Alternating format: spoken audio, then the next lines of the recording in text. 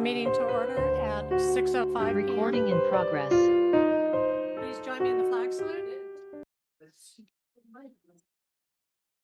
I pledge allegiance to the flag of the United States of America and to the republic for which it stands, one nation, under God, indivisible, with liberty and justice for all. Okay, Trustee Villalobos, can you read the land acknowledgement? Yeah, I just,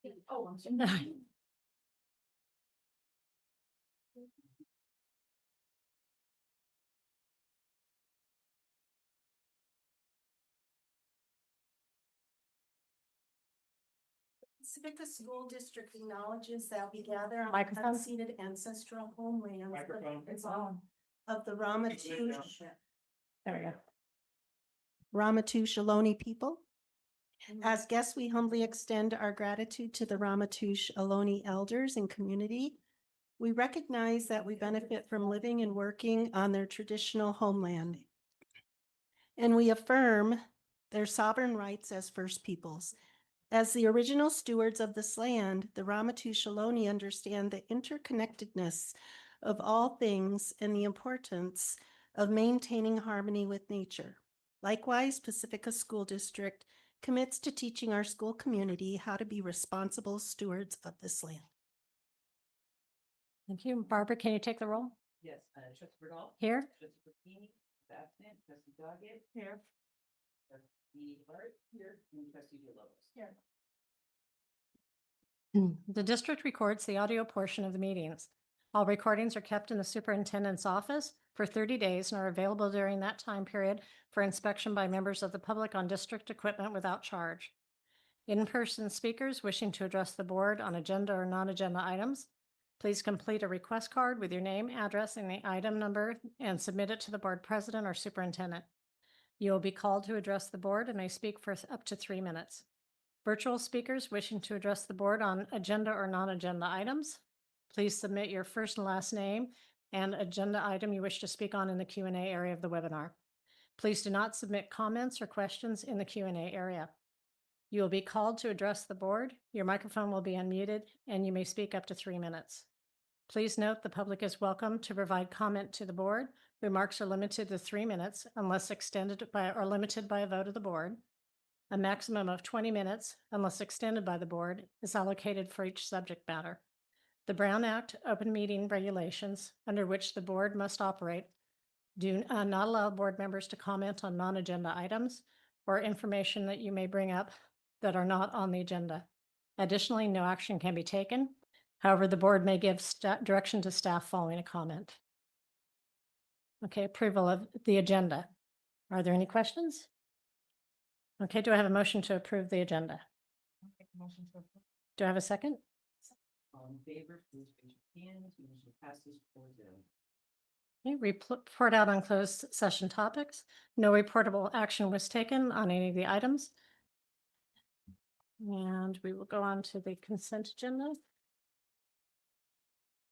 Okay, approval of the consent agenda. All items on the consent agenda will be approved with one motion, which is not debatable, and which requires a unanimous vote for passage. If any member of the board, the superintendent, or the public so requests, any item shall be removed from this section and placed on the regular order of business following the approval of the consent agenda. I'm going to make a motion to pull item 8K to be removed from the consent agenda and to be voted on separately immediately following the consent agenda. I'll second.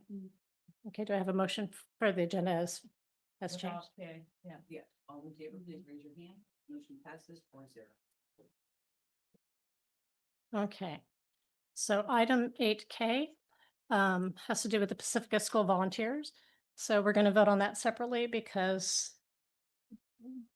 Trustee Hart, I believe you need to recuse yourself from this one. Okay. Okay, so can I have a vote on the remaining 3? A motion to approve item 8K? Do I have a second? Second. All in Okay. favor, please raise your hand. Oh, Bridget? Nope. Motion passes 4-0. Okay.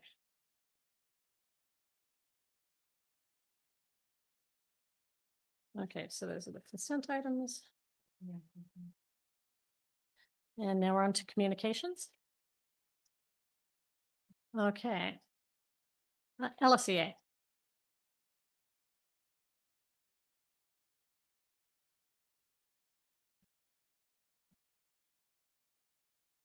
Good evening. My name is Kelly Edelhart, and I am the Vice President of LSEA. Before closed session tonight, Bargaining Chair Rachel Merlot came and spoke to the board about our tentative agreement.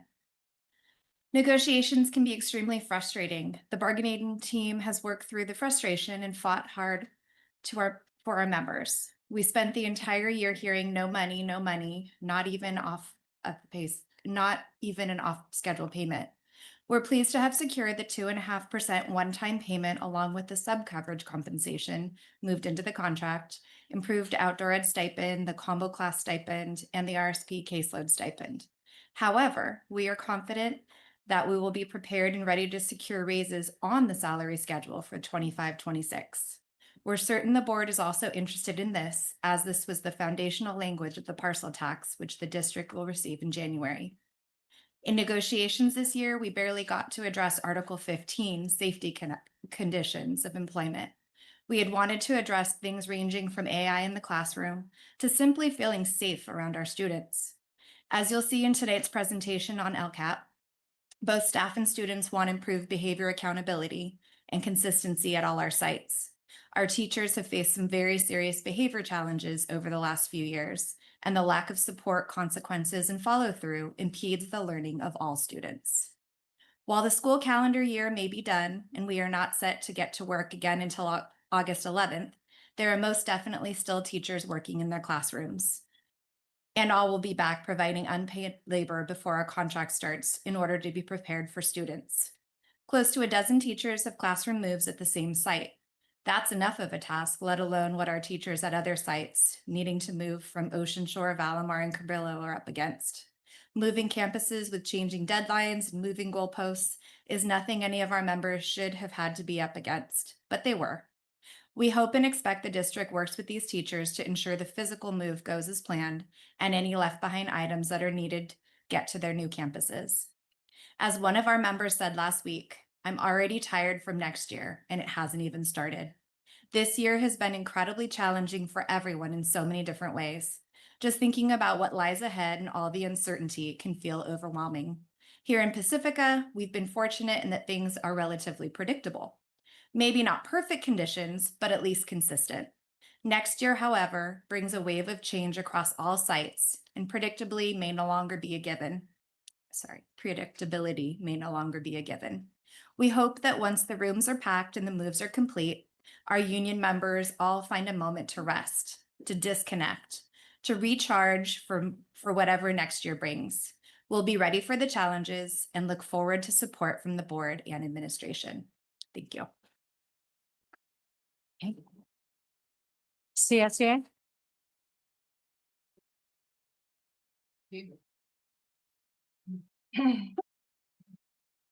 Hi, I'm Tiffany Hanna, CSEA First Vice President. I want to thank all of our beautiful classified members that came tonight to our rally. We are growing our union strong. We want to be united.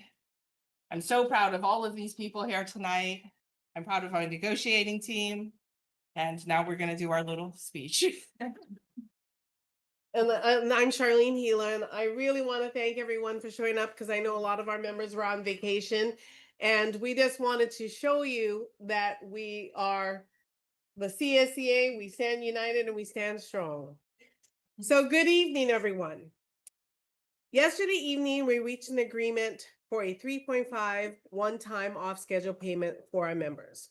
While this is still far less than what our members truly deserve, it's a notable improvement from the district's initial offer of 2.5 on May 29th. And for that, we're counting it as a win.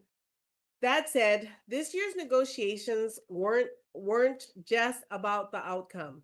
They were also a learning experience. And as a team, we're reflecting on where we grew and where we still have to work to do.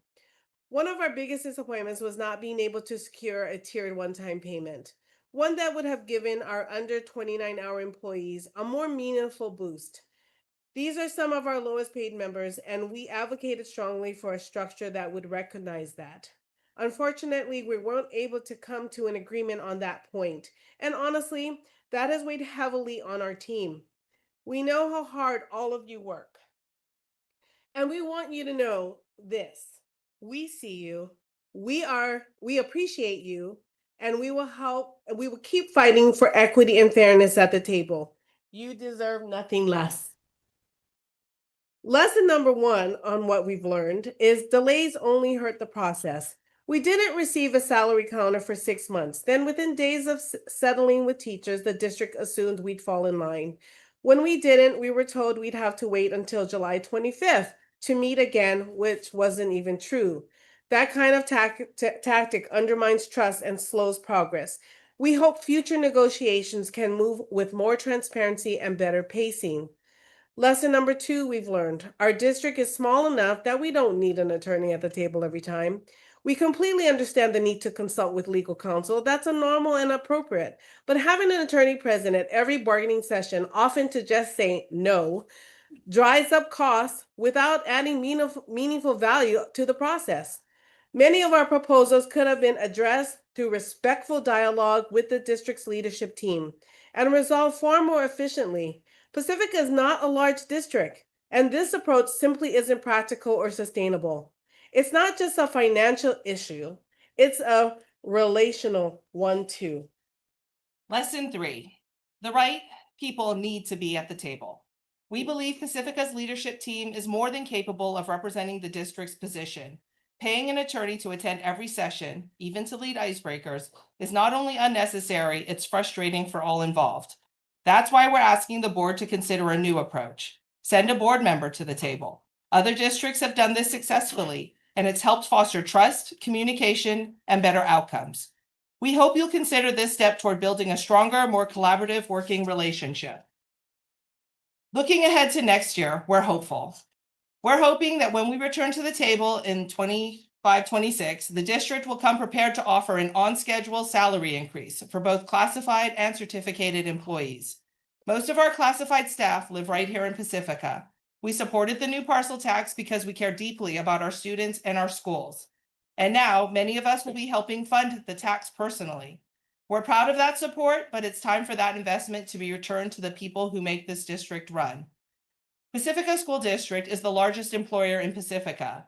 A significant number of CSEA and LSCA members live in the community. We shop here. We vote here. We give back here. We deserve to feel valued, respected, and appreciated, not worn down and pushed aside. We should not have to fight so hard just to earn a living wage. To our members, thank you for your patience, your strength, and your solidarity. We accepted the 3.5% this year off schedule, but next year we'll be back at the table, stronger, wiser, and more determined to deliver what you deserve. And finally, we want to extend a heartfelt thank you to LSCA for their support and guidance through our first year as presidents. Your mentorship and encouragement made a real difference, and we are truly grateful. Thank you.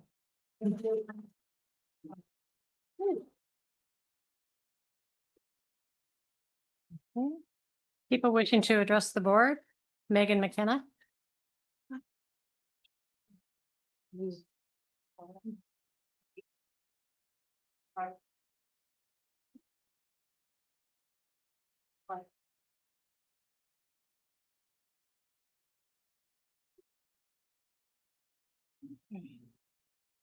Change management is how organizations handle transitions, whether it's saying goodbye to a manager or closing a division. Done right with clear communication and empathy, even tough changes can leave people feeling respected, valued, and part of something meaningful. They often feel empowered to help shape the future and to stay. Sunsetting a school, like any big change, requires care, clarity, and respect. Instead, this district served up confusion, secrecy, and a slapdash plan that lasted right through packing day. From the beginning, no clear communication, no community buy-in. The district scrapped the budget collaborative, invented a new subcommittee, and handed a few invitees a list of options to work through in just 2 days. Then the board blamed state funding for their financial woes, ignoring the complex reality and their own role in it. Some wonder, was the sudden fear of state takeover just cover for pursuing an $8 to $10 million loan to plug bond cost overruns? From day one, the district declined teacher meeting requests and brushed off community concerns. The board president announced the decision before public comment, and when OSS parents protested, the superintendent called it cute. Then came the finger pointing and gaslighting. Kai Doggett scolded families for speaking up. Linda Brocini blamed the budget collaborative for not informing parents. Come on, district communication is the district's responsibility. Dr. Williams insists no plan could be made until after a vote, but she missed a key moment to build trust, inspire confidence, and rally support when it mattered the most. And the move was a disaster. Now teachers have every reason to look elsewhere because love for school and students doesn't outweigh working for a toxic employer. 5 of 11 Ocean Shore teachers voluntarily left after the layoffs. Is this just a cost-cutting tactic to push out experienced staff? Let's walk through what happened. While teachers were still teaching, movers conducted classroom inspections, opening cabinets, and disrupting instruction. Teachers got just 3 unpaid days to pack and not enough boxes. The district stopped responding to requests for more, so teachers paid out of pocket. Furniture rules flipped repeatedly, first allowed, then not, then allowed, only if OSS handled the transport. Parents rented a U-Haul and drove to Sunset Ridge, only to be turned away. District staff stood by as everything was moved back because no one told them the furniture had to stay for summer school. Did no one in the district know this ahead of time?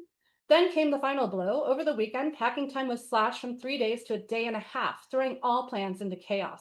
Stop playing games. The prize isn't savings, it's loss. Quality teachers attract families. You say you care about attendance, yet more and more families are leaving because of this district. This move, your move, was handled with zero clarity and zero support, like every other step in this process. Teachers received no reliable info, no assurance their materials would arrive, and no thanks, not even enough boxes. Just Dwayne hovering in the halls, mixed messages, and mounting stress. It's short-sighted, it's disrespectful, and it feels like a deliberate jab from the district that claims to care about retention.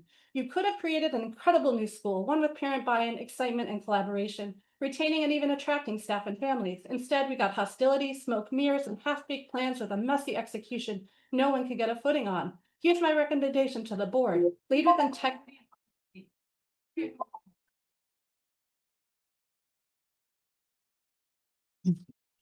Marguerite Rodigan. Teacher at Ocean Shore School. And I usually take great pride in preparing what I'm going to say, what I write, whether I'm writing to an elected representative or anybody for that matter. But tonight, I think I'm just gonna shoot from the hip and take a plan from the district's playbook. And I can only reiterate what was just previously said about the disrespectfulness, the accusation of theft. I'm wondering who in this room really thinks a teacher wants white cubbies and horseshoe tables in their houses. And the move was a disgrace. I was the one loading the moving van. I moved it up to Sunset Ridge. I unloaded that van and got told halfway through, bring it all back. Only to hear George talk about getting his moving crew in there. I don't care if they're men or women, extremely disrespectful, because this 61-year-old woman is the one that loaded the truck, unloaded it, and reloaded it at my boss's request. And there it sat on at the turnaround at school until George and his crew finally decided, well, I guess we'll move it into the library. And then the walk through trying to decide which rooms were going to be used for summer school.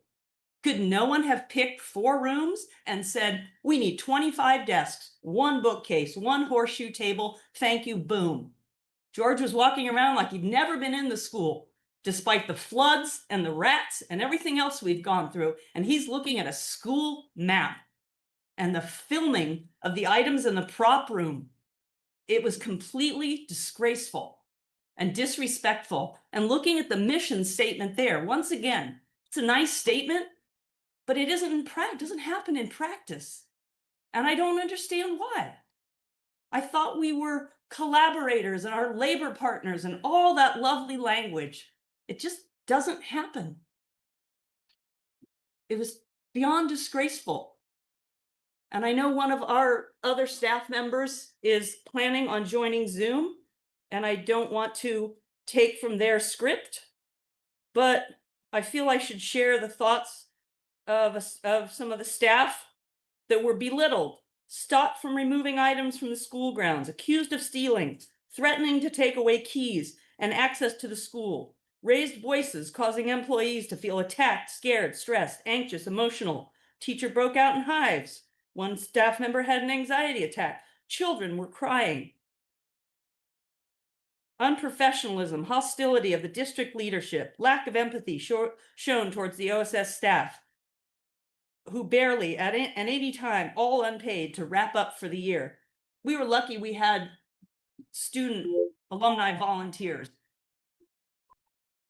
Planning is just beyond disgraceful.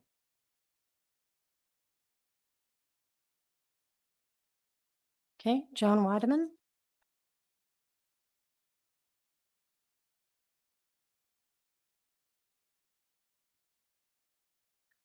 Hello, I came to the April 30th meeting, when you passed a resolution for budgetary increases and transfers at the year end. My request was that at the bottom of this transfer, so that everybody knows, it says that the district should submit a budgetary revision specifying the individual transfers needed to ensure that all major expenditures classifications are positive at the year end. And direct service, by ed code that provide that a budget increase be approved by a majority of the board. There was no budget increase or decreases provided that time, and the staff member who spoke to this said it hadn't been completed at that time, which begs the question, why are we passing a resolution that for which the backup documentation was not done? But I will take that on good faith and assume that it has or will be done. And so my question is, when will the board, did the board approve those, and when did they do it, or will they be approving them? So that the public and the community can see where the money is being shifted. Thank you. Okay. Jeanette Hoffman.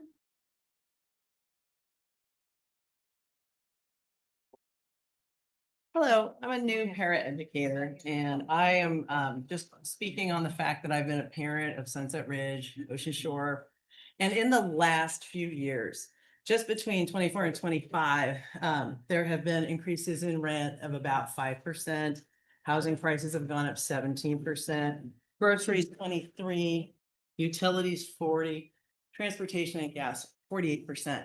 So my information's from the Bureau of Labor and some of the California sources. And it's very hard for me to see how someone who's helping run a school should make less money as a paraprofessional than my children who are just graduating from high school or in college. So the minimum wage that we exceed barely with the role I have is just not enough for a living wage in the area. So I just wanted to speak out for our union that we deserve better, and that since the pandemic, things have changed, things have cost more. So having the same pay that we had before the supply chain slowdowns and all the inflation is a pay cut for us. So thank you.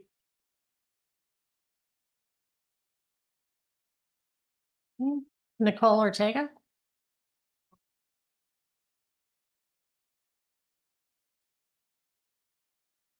Good evening, board trustees and cabinet. My name is Nicole Ortega, and I'm the CSEA Chapter 128 Second Vice President and the Admin Secretary for the Student Services Department in our district. I just want to let you know that CSEA Chapter 128 is prepared to sunshine on June 18th, 2025, and we are expecting the same of the district. This did not happen last year. In addition to the district not being prepared with the sunshine items so that we could start negotiating in the beginning of the school year, multiple sessions of our negotiations were canceled, which made it really difficult to complete items that had no fiscal impact to the district's budget. The district not prioritizing classified negotiations creates a huge barrier to progress in our district, especially when all Chapter 128 is trying to do is advocate for improved working conditions for classified employees and for a living wage for our people. Thank you for this opportunity to speak to you. Good night.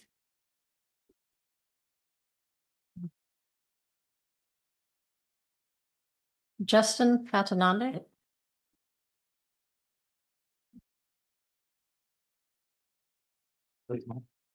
Wait, is this the mic?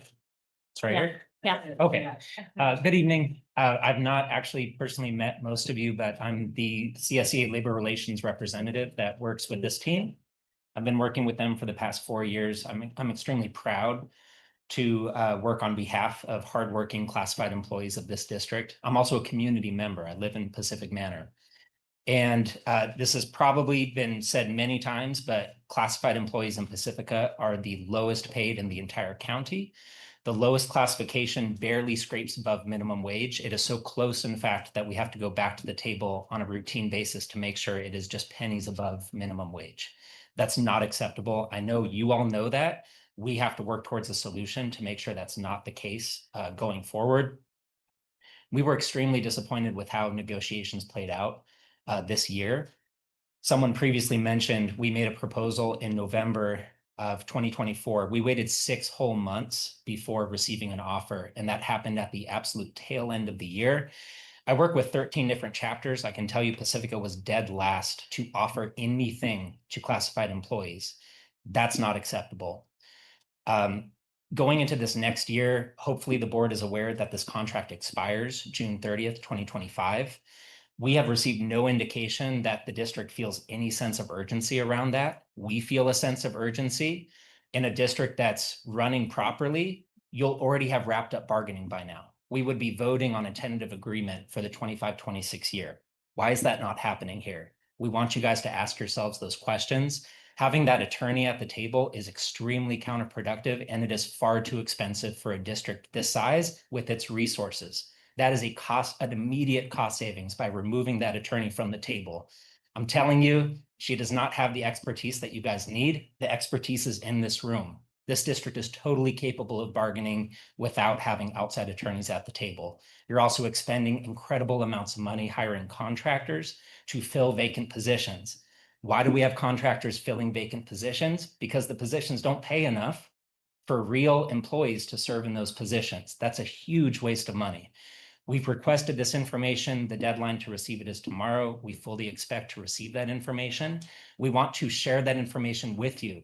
I'm speaking tonight assuming that you're not entirely aware of all of this. So we're using this as a wake-up call to say, please pay attention. This district does not have to operate as poorly as it does. There's huge improvements that can be made through some simple solutions, but please start listening directly to this classified unit. You're going to hear all the answers if you start listening. Thank you.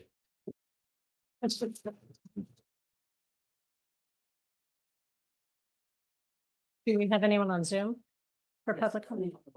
Oh. Oh, okay. So online, Tara Knotts. Oh, that's for the public hearing, though. That's. Okay. Okay, for the non-agenda item. Can you hear me? Hi, can you hear me? Hopefully. Yes? Can you hear me? Okay, great. Just very generically, I would like to reiterate what Marguerite and Megan said.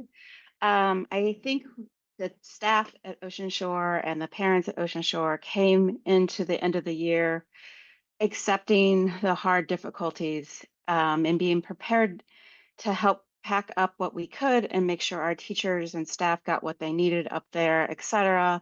We came in trying to listen to what the district had told us. But my sense is that what was told initially, the wording got changed, the understanding got changed. So teachers got ready to do it one way, and then they got ready to do it the other way with parents supporting them. The parents support the teachers. We're coming along for the ride. We're going to help.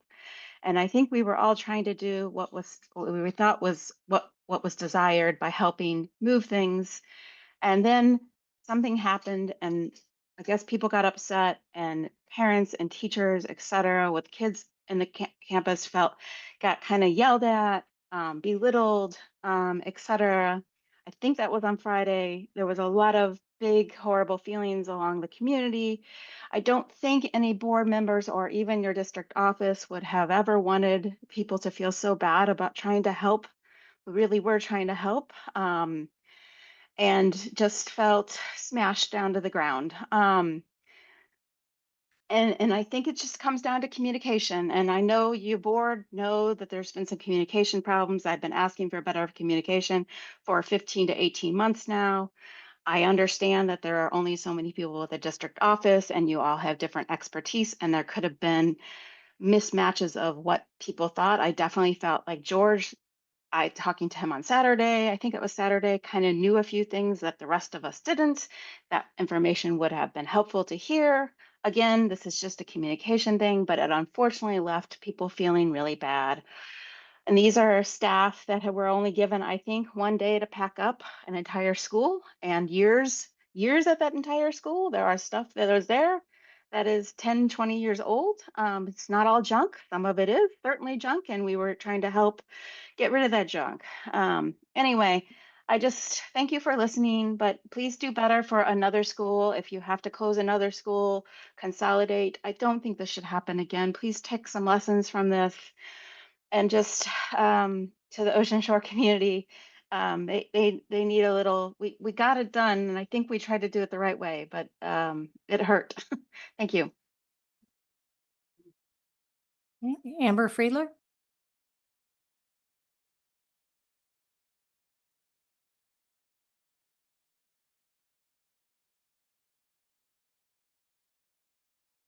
You are standing. This is not, can you hear me? Mhm. Yeah. Can you guys hear me okay? Is it Yes. good? Okay. You are standing before a room full of members of this community, dedicated employees of this school district who are expressing justified frustration, fear, stress, and deep concern over the decisions made by this board. It is clear that the trust has been broken. Our voices, concerns, and needs have been repeatedly dismissed and disregarded. The time has come for accountability. For the good of this district and the well-being of this community, I respectfully urge you to do what is right. Step down from your positions. The recall is no longer a matter of if, but when. If you truly wish to help this district heal and move forward, resign voluntarily or face the certainty of recall by this community. What you are doing and have done has not and is not working. Time to make room for a board that will serve our community, not themselves. Do we have any more members online? Oh, but that's for the next item. Okay. Okay. Board Superintendent Correspondence, Communications.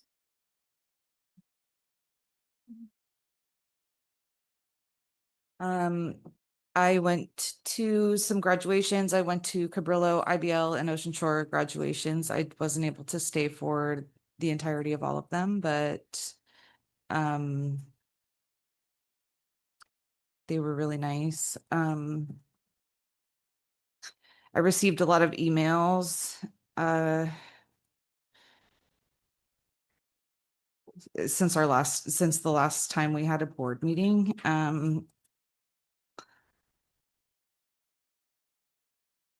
I'm hearing that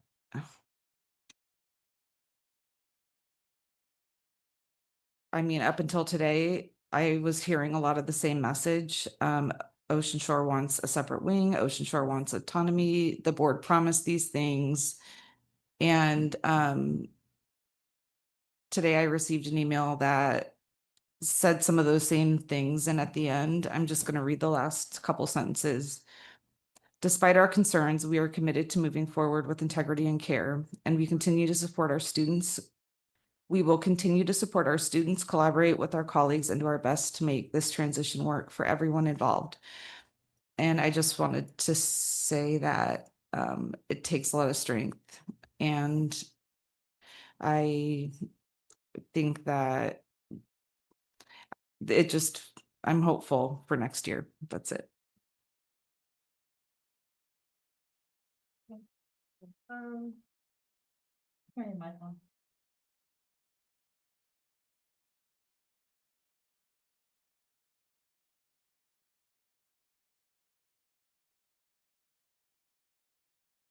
All right, so for correspondence, I've had emails from 3 Ocean Shore parents one Valimar parent. I also attended Ortega's promotion ceremony. And then we did receive correspondence from the county of San Mateo. They did an audit this year and everything is copacetic with what our numbers are. And I would like to request that we put the audit from the San Mateo County on our website so everybody can see it. Also received an email from the county again, where I'm on the school funding task force, and our next meeting is June 23rd. And what I got from our last meeting is that right now we're paid on the students showing up to school. And what we really want is for the teachers showing up to school. And what I mean by that is the teachers are here no matter what. Even if, you have 6 students who are at home sick, we still have to pay the teacher. So why aren't we still getting the money for that student? And so we're looking at different options. And one of our ex-board members, Mike O'Neill, is working with the senator's office so we can try to get some legislation in there and change things so that we're not taking away from other districts, but we're changing how we're funded in a more fair way. And I think that is a long time coming. So I just wanted to put that one out there. And that's it. For me, I had several emails like you all, and I was able to attend Sunset Ridge's graduation. That was awesome. I got a little misty, I just want to say. It was nice being there. I also did my meetings with Dr. Williams. And I think that's it. Okay. Okay, since last time I attended the Cabrillo School Open House, which is always a wonderful thing to see all the work they've done, and the Valimar graduation. And then this past Saturday, the Pride Parade and Festival that was in Ingrid B. Lacey. On Saturday was the 4th annual one and very well attended and seemed like a very happy time for everybody. Okay, we're going to go on to informational items. Let's see, is this sufficient? Okay. Public hearing for local control accountability plan. We do have a public speaker on this item. Tara Knotts online.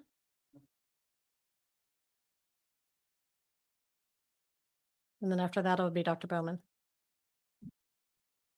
Hi, thank you. I've been a part of the LCAP reviews for probably around a decade for various different roles, sometimes just as a parent, sometimes as CPAC, sometimes as parent council.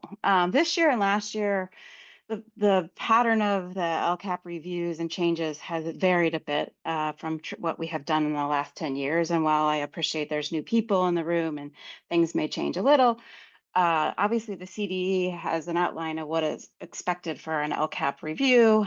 52062 requires you to present the LCAP so that people can review it, which would mean in detail looking at your LCAP, not just high level big goals, but sub goals, and having an opportunity to comment. You are also required to, for 52063, form a PAC, a Parent Advisory Committee. That Parent Advisory Committee is supposed to have people from families, free and reduced lunch, foster, EL families, as well as other kinds of struggling learners. After all, the LCAP is intended to help those kinds of different populations of people. I am aware that the DLAC was included on some of the early parts of this year's LCAP review. CPAC was also pulled in, but Parent Council was not, which is probably the closest thing you have to a Parent Advisory Committee. And normally it is. So I'm guessing that was just a misstep. Maybe the new people don't know that we have a Parent Council group. I actually was always confused why they didn't get included in the budget collaborative meetings, quite honestly. But you have one, but I think it needs to grow to make sure you are bringing in people from various populations and that's a real committee, not just a single meeting here or there. In the past, we had the teachers, we had the parents, and other staff and admins all in one room to brainstorm in January, Feb. And then a little later, we actually would sit down with Will and look at his changes, make some more input. And then now at this point, the final one would be shown. I feel like the process has changed, and I just really hope that next year you do this better. Board, you're going to have to decide if the process has gone close enough to compliance to go ahead and approve your LCAP. Finally, one other comment about your LCAP. I know there was a comment earlier about children's behaviors and struggles, and I know that you guys now have a positive behavior PBIS system, but I know that we also don't have a lead mental health person. And I am worried that you might be coming at the behavior from the wrong lens. And I hope that our LCAP can bring in more of a counseling mental health relational approach, not a behavioral approach. And I think you will see real changes, but it has to be led and intentional. Thank you. Okay, Dr. Bowman?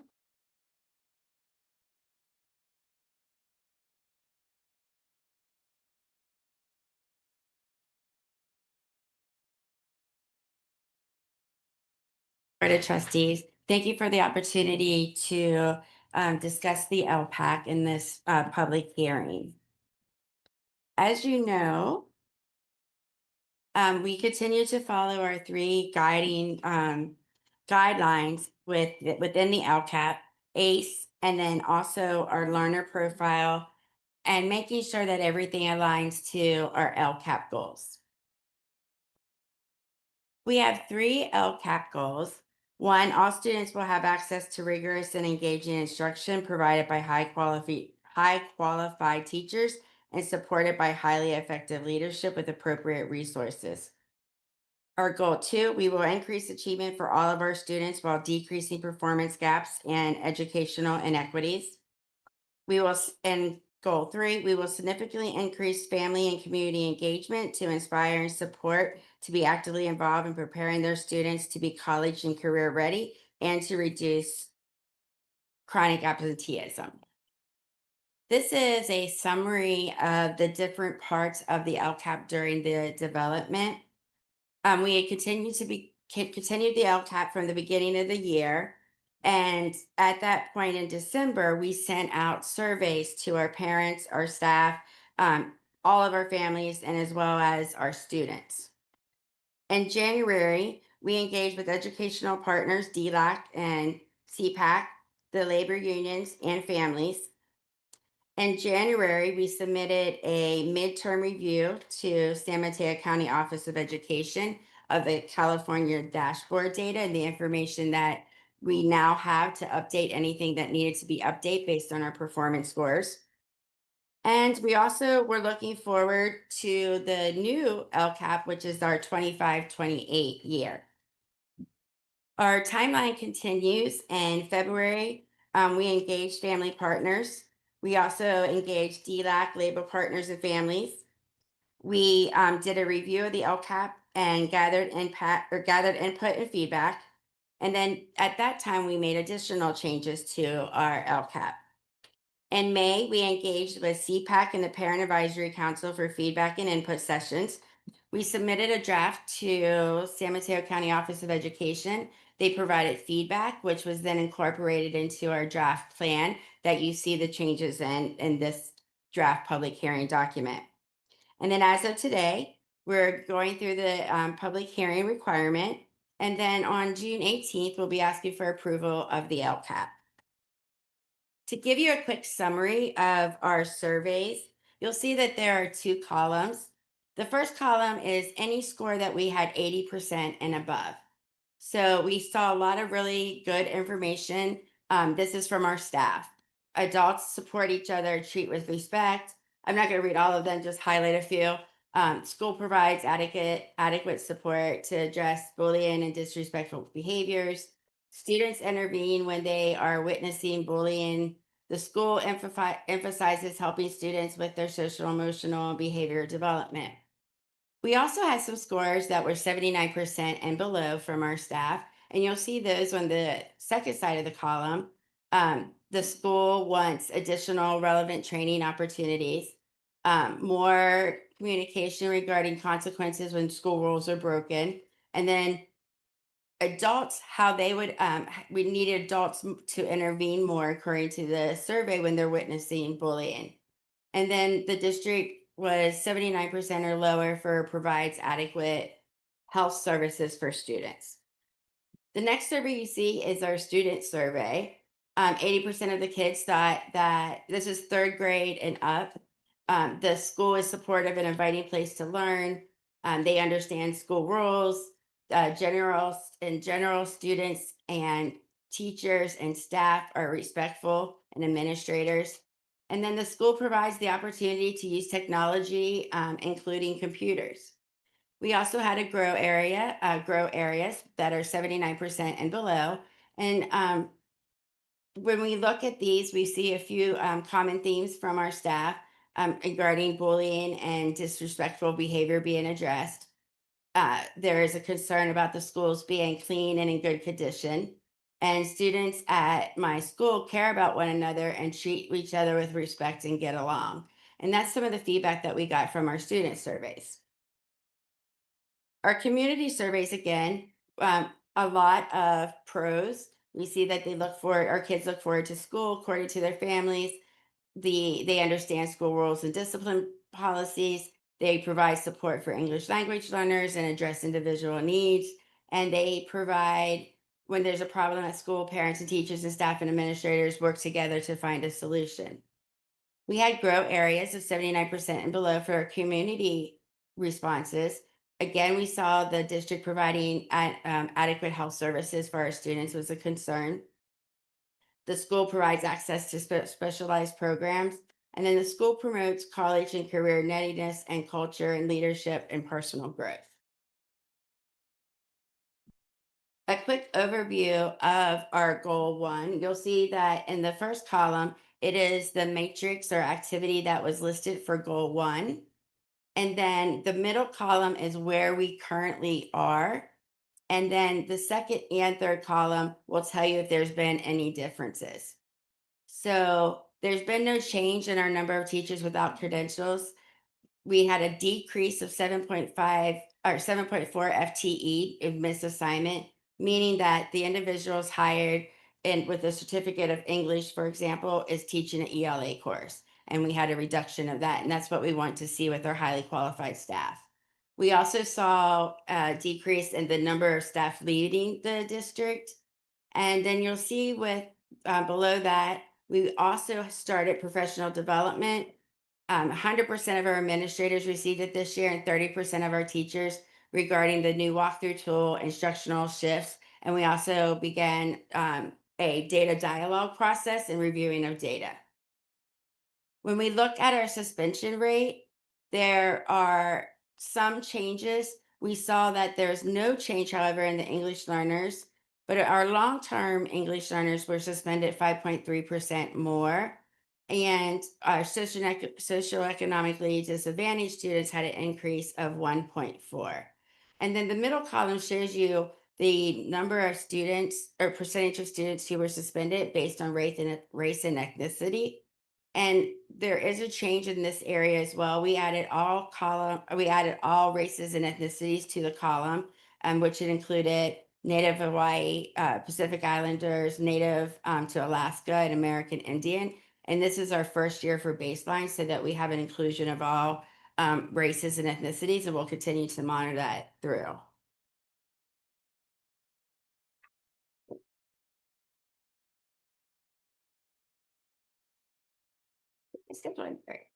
Now, the other area that we looked at as part of the LCAP, because it was a matrix in the development of it, was behavioral referrals for non-suspendable incidents.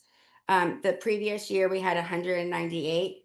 This year, we had 360. An increase during the behavioral referrals that were received by the office.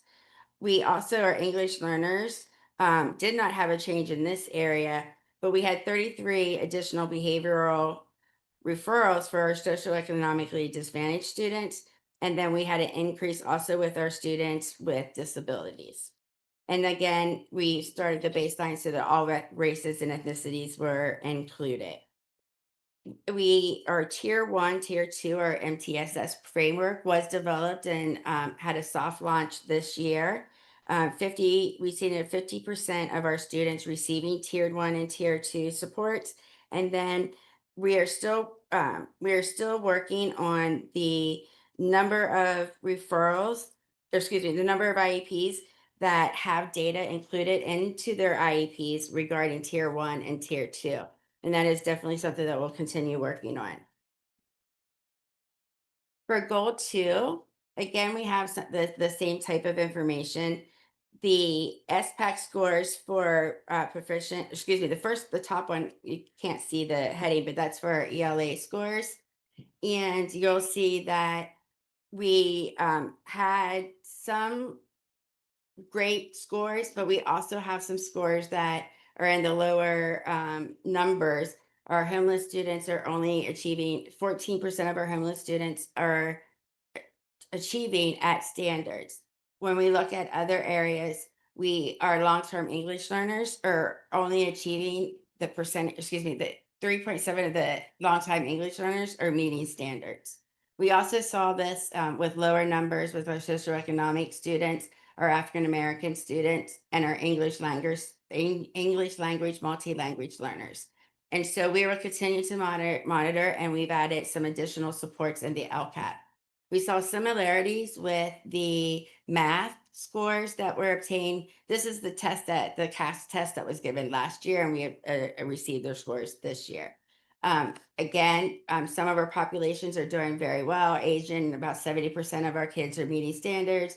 50% of our kids are meeting standards with multiple races. But we do see lower numbers in our Black and African American students, our Hispanic students, long-term English learners, multi-language learners, and then also our students with socioeconomically disadvantaged and our students with disabilities. To ensure that we were seeing the same data and was it aligned to what we were seeing in the assessments that we use in the district, we then looked at iReady, which is our first grade to 8th grade assessment, and kids are tested 3 times a year in the fall, in the winter, and in the spring. Again, we saw the similarities of some of our subgroups and population groups are not achieving at the level that they need. They're significantly below standard. And we also saw that in comparison to math, and we saw something very similar where we compared them to our CAS scores. Our historically marginalized populations are not doing as well as our students that are white or Asian, Filipino within the district. We also have an area where we need to work on that wasn't addressed this year, which was the depth of knowledge and questioning. And I'm happy to say with the new curriculum, you will see that being addressed for this upcoming school year. In addition, we looked at our attendance rates. I believe that's the top one. I'm not able to see it. But we did have some of our groups go up. Unfortunately, in the same situation, we had our groups going down. Our goal is always to be at 95%, which is the state standards. And when you're reviewing the numbers and you take a quick look at it, we are not at the same 94% state standards for any of our subgroup populations or marginalized populations or race or ethnicity. We're very close, but we're not quite there yet, and we're continuing to work on it. For LCAP goal 3, we again looked at the attendance rate, and for Asian, we saw an increase of 1%.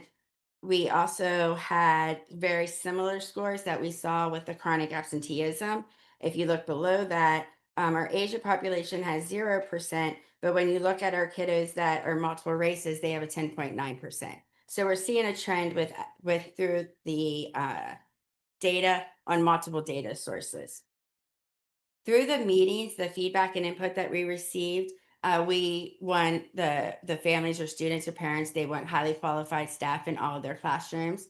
They want to make sure that when kids are included into an inclusion class or mainstream, they have enough supports. There was a suggestion during district tutoring during the school day. Science and social studies curriculum is recommended for adoption. And again, I won't read all of them, but the big one we saw multiple times was teacher professional development. And again, I'm happy to say that beginning on July 28th, all the way through August 6th, I believe, we are offering district-wide training to all teachers, staff, classified staff, and or interns that are coming up for this year on every curriculum that we currently have approved and our new curriculum. And in addition to that, we're doing multi-language learner training. We're also doing technology training. Because what we found is that we may have offered the training, but it's been several years, and with the transition of people coming in and out. So this is not mandatory, it's volunteer, but we do, we're taking the opportunity to pay the staff as well so they can attend any or all of these trainings. Are there any questions? I have a question. Does that training, can you tell me more about the training you just talked about for the professional development? Sure. We have book curriculum. There are curriculum agencies, for example, Open Court or Bridges Math, and they are coming to do either a 1 day or 2 day training, which is opened again to all staff members. It doesn't just have to be teachers. We are doing that again for our new ELA curriculum. Because my belief and many others' belief is that all of us are reading teachers, all of us are math teachers, because we teach those in our daily life skills. But we also have a lot of technology that not everyone was aware of. So based on survey results and input, that was an area of need. And so the trainings were offered for all curriculum, but then we looked at need areas like technology, requests for ELL, multi-language learners training, and at any of the requests we put into the professional development so that those needs would be met through the summer.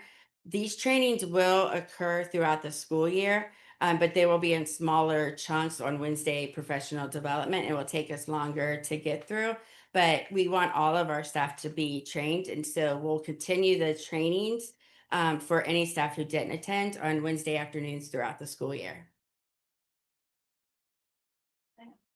Sure. It has to do with the LCAP. Mhm. When you submitted your midterm draft, what kind of recommendations did they send back with that? Sure. So for the midterm that we submitted, 1 minute, please. So one of the bigger areas was not necessarily that we did anything or omitted anything. There is possibility of learning recovery grants coming back that were at a much smaller scale that we saw in during the COVID times, pandemic times, and that had to be incorporated into our LCAP in 3 different areas. So a lot of the feedback really focused around adding that to the budget and then creating activities around it. For the midterm, that was really the probably number one and most often feedback that we received from any of the reviewers at San Mateo County. We saw that same feedback in our end of the year submission, but they also provided thoughts and ideas of other data measurements for the specific matrix or activities. And then there was also the suggestion regarding how to incorporate the budget for those specific items. And we worked through that as well. The assistant superintendent from San Mateo County was on the meeting with us and provided budget impact data.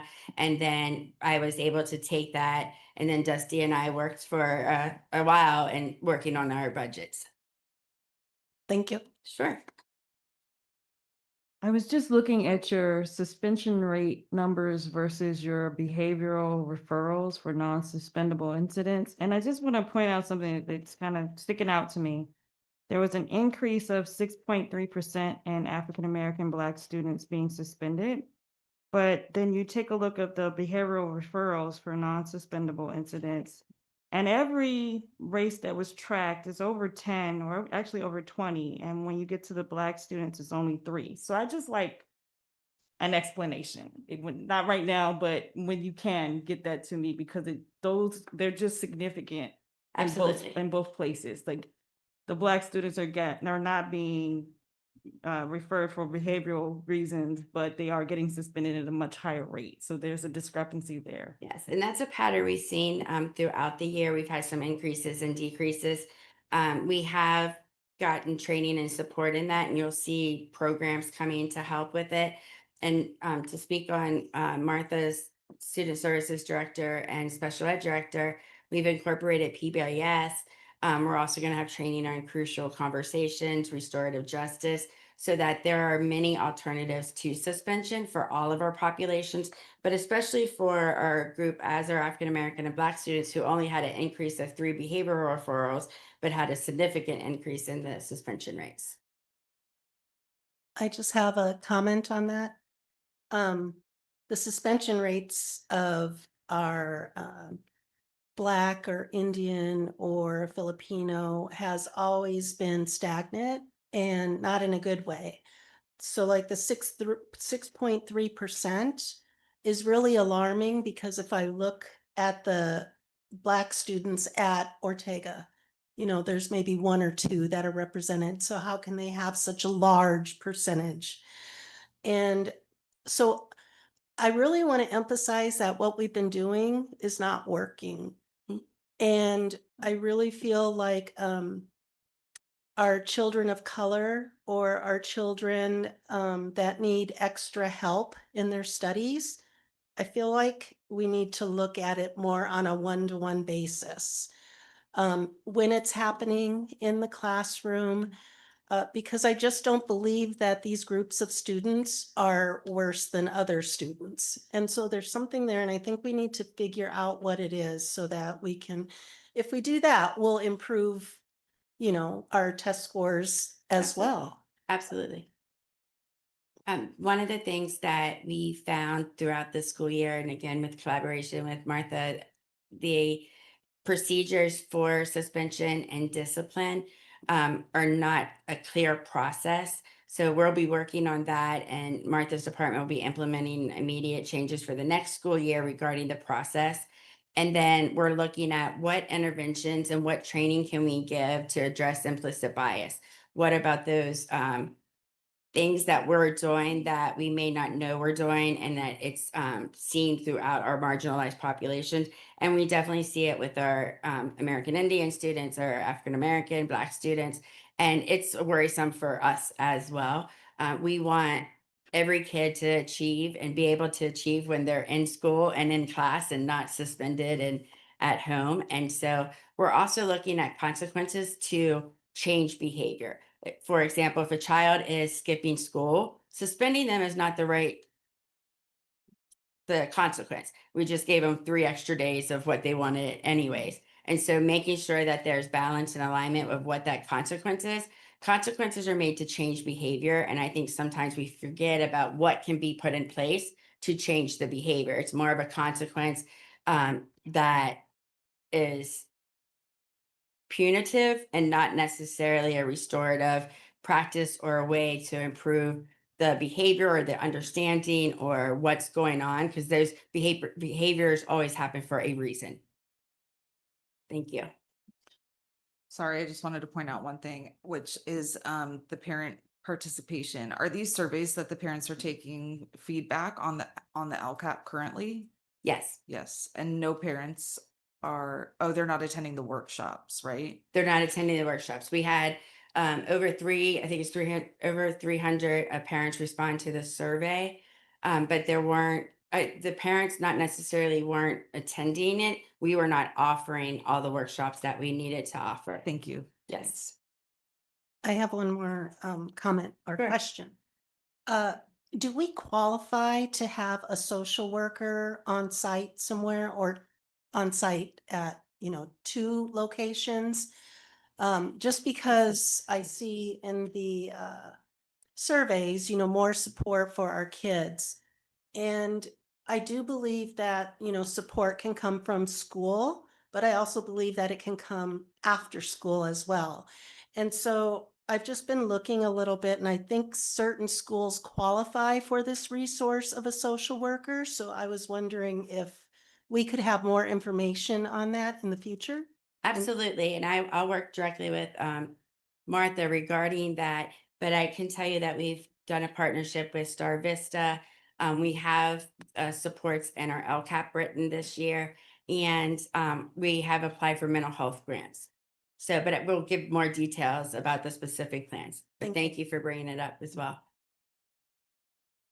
Okay, do we have any other comments? Okay, thank you very much. There's information items, so we'll be Thank you. voting on it next week. Okay. Item B, public hearing for the budget, and we have 2 public comments. Online, Tara Knotts.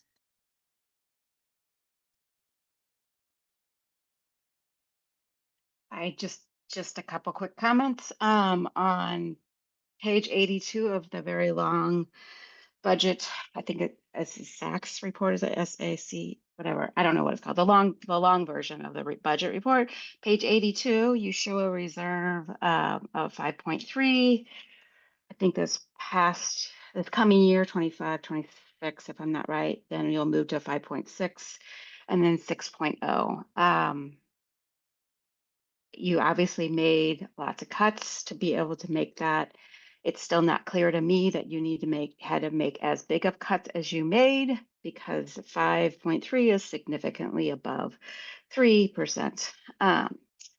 Page 12, row C, it shows that you, in the 25-26 coming school year, you will have I'm sorry, in the 24-25 school year, you had a deficit, the final deficit of 3.3 million, and then the following year, 25-26, you'll be in a deficit of 1.0 million. I'm just wondering if you are going to do another round of school closures or partial school closures, and if you are, to compensate for that 1 million. I do hope you pull in families sooner than later and don't wait till January. Page 70, there mentions a change in population of a loss of 74 children this coming year. I think the slides that are going to be show a different number. I don't know what the difference is there. And then finally on the slide, it's going to be shown the PowerPoint presentation. You have a page that page 12, it shows an second second budget. I forget what that's called. It's got 3 rows. It's the second, the third, and then the future one. And I just want to ask you to make sure that those columns are labeled with the proper years. I think that the third column to the right is probably 25-26, and the others are 24-25s, but I could be wrong. But I guess I just would encourage you to add the years to those columns, and possibly even add a COLA. So when people go back and look at this later, they can match the COLA with your estimates for your revenues and your spends. Thank you. Okay, Joan Weideman.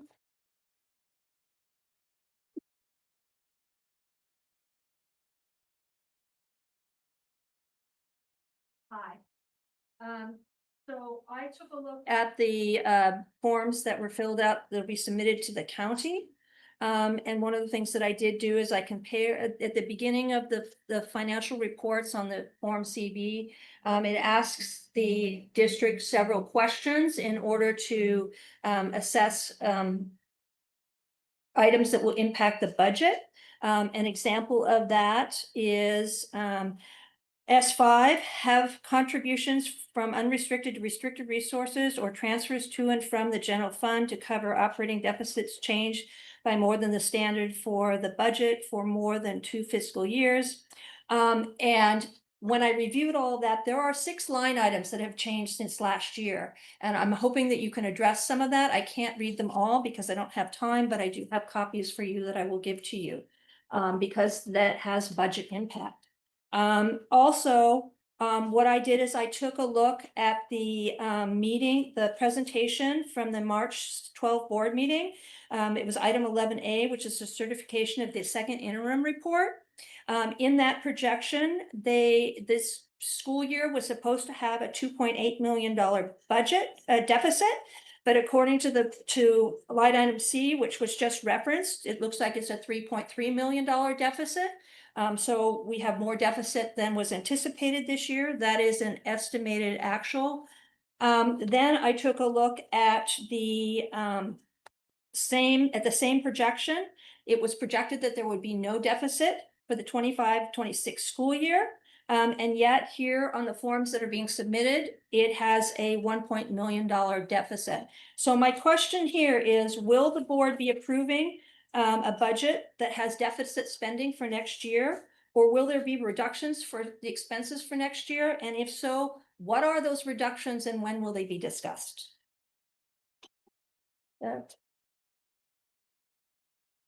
Okay, for the public hearing, if we can have Dr. Davis and Dusty Navas. All right.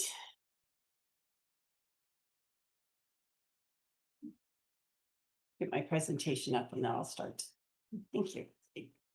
Well, good evening, Board of Trustees. I'm actually so pleased to be here to finish this cycle of budget rounds and to present during this public hearing the proposed budget for our 25-26 school year. We've had a journey together to be able to be at this point. So there we go.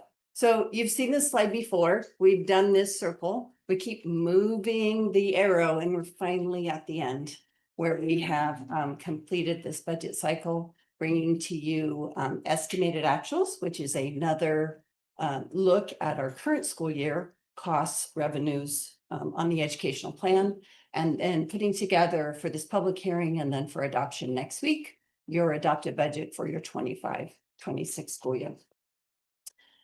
Just a reminder of the public here or the budget timeline. We have a public hearing both for the LCAP and the adopted budget. It is intentional that the LCAP is presented first. The budget is presented second because the expenditures in the budget does incorporate that LCAP plan that is in there.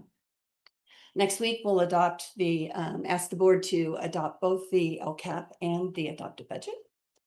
And in the packet and our public comment speaker talked about that very long document that is a required state form that we have to present and include in our packets and to our boards.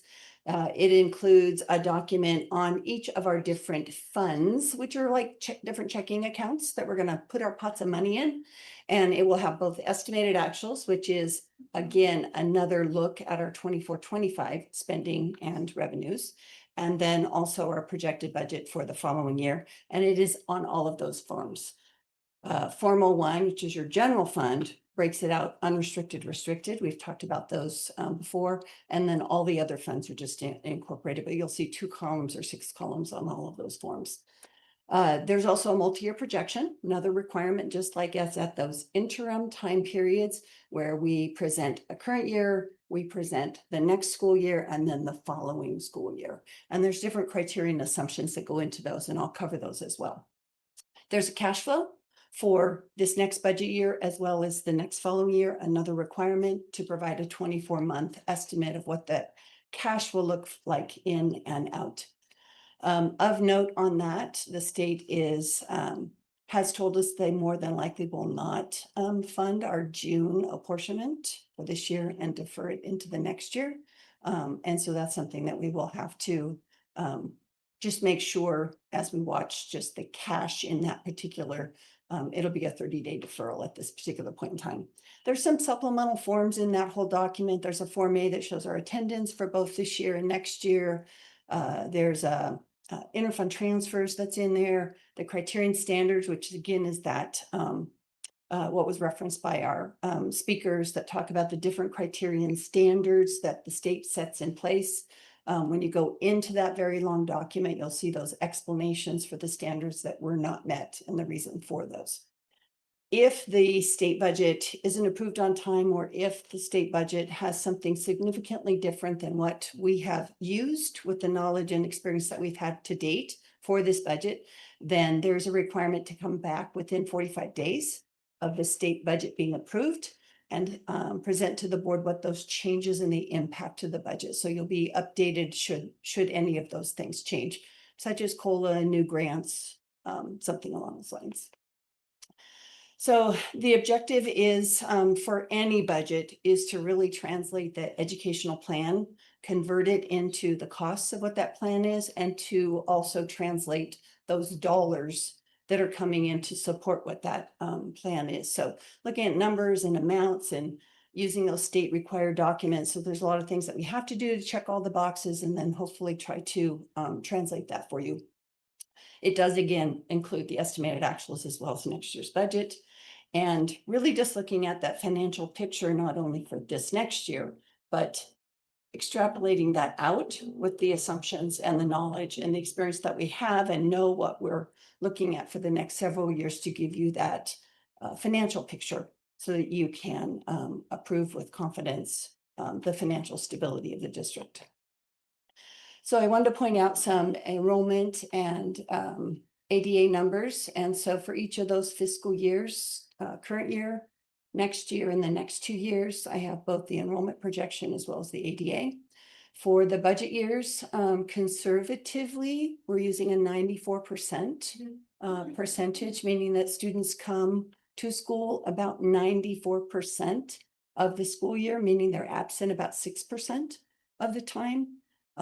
We're paid mostly for what they call a P2 time period. So that's the first day of school all the way until about the end of March. So it's about 133, 135 days is what we're paid on. And so for our projected enrollment, I did take our current year enrollment and then modify the King report based on the percentages that they used. Because if I didn't adapt it for what we're currently at, we would have been in I couldn't just use those numbers. So proportionally, I made those adjustments as well. The numbers do include our non-public schools. So we have about 8 ADA for our special education students that are not going to school here, but are attending those non-public schools.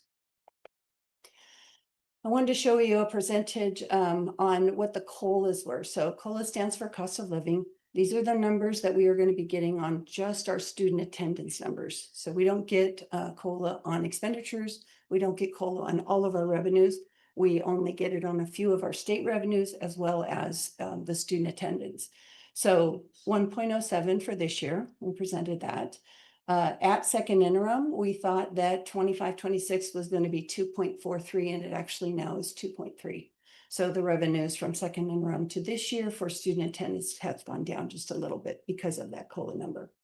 We thought 26-27 was going to be at 3.52. We're actually at 3.02. Then we presented 3.63 for the following year out, and we're at 3.42. So all of those projections have gone down. We're hoping because of statewide, because of those counties that were impacted by the wildfires, they were not responsible for turning in their personal taxes. And so some of these numbers are a little lower based on the funding and the calculation of that statewide COLA. Hoping down the road that once those taxes come in, that may change. Just to give you a visual of general fund reserve, that big blue circle, 79%, that is the grand total of our general fund revenues that come in directly from students coming to school. So that's that LCFF that we were talking about, local control funding formula, the student attendance, that 94%. Little bit of funding that we get for federal, that's mostly our federal special education. And then we have 4 different title programs. They're all federally funded. Our state run revenue is lottery. And then we have some new CTE grants, strong workforce grants that come in under there from that state. And then local is parcel tax, interest, and some of our small local grants. That's a visual. These are our numbers. So I wanted to give you an idea of where we were at second interim, where we were at now with estimated actuals, because that's another look at that, and then where we're at with adopted budget. So again, using those same categories of where we were projecting LCFF at second interim 31.9 million. up to 32 because we actually have our P2 attendance now. That didn't happen until April 15th, so we didn't have it for second room. And then projecting the declining enrollment for adopted budget. Our federal revenue in this year, we would have brought in carryovers from the following year. You do not budget carryovers again in the next year. You only budget those ongoing because you will have spent them. They're one-time dollars. And so you have to pull them out for the following year on our federal revenues. That applies somewhat to state as well. We recalculated lottery because we're declining. We recalculated mandated block grant because we're declining enrollment. Our other revenues, the big jump there, of course, is our new parcel tax. So we expect to receive that next year. So there's $1 million now scheduled to be brought in 25, 26. And I believe that's an 8 or a 10-year grant. So those total revenue numbers are there on across the bottom. Looking at our positions, I will say the San Mateo County Office of Education is going to a new financial system. They call it ERP. I'm used to it being Escape. And you actually can get your FTE. So I'm very excited to be able to present this slide because I actually know these numbers. And so I wanted to present them sort of in that functional activity of the district. I didn't separate them by certificated and classified. I just gave them to you by what that support is. And so we have 164.1 FTEs direct instruction in the district. That would be our teachers, that would be our classified staff, paraeducators, crossing guards, those that are working with the kids one-on-one, includes special education, all of those. We go down by one in 26-27 because based on enrollment, we would, the formulas would say that we would go down a teacher. And then in the following year, we go down another 3 staff members, again, based on the enrollment. Instructional support, those are your counselors. No, I'm sorry. I step back. That is instructional administration, school administration, principals, assistant principals, the few district staff that we have here in that.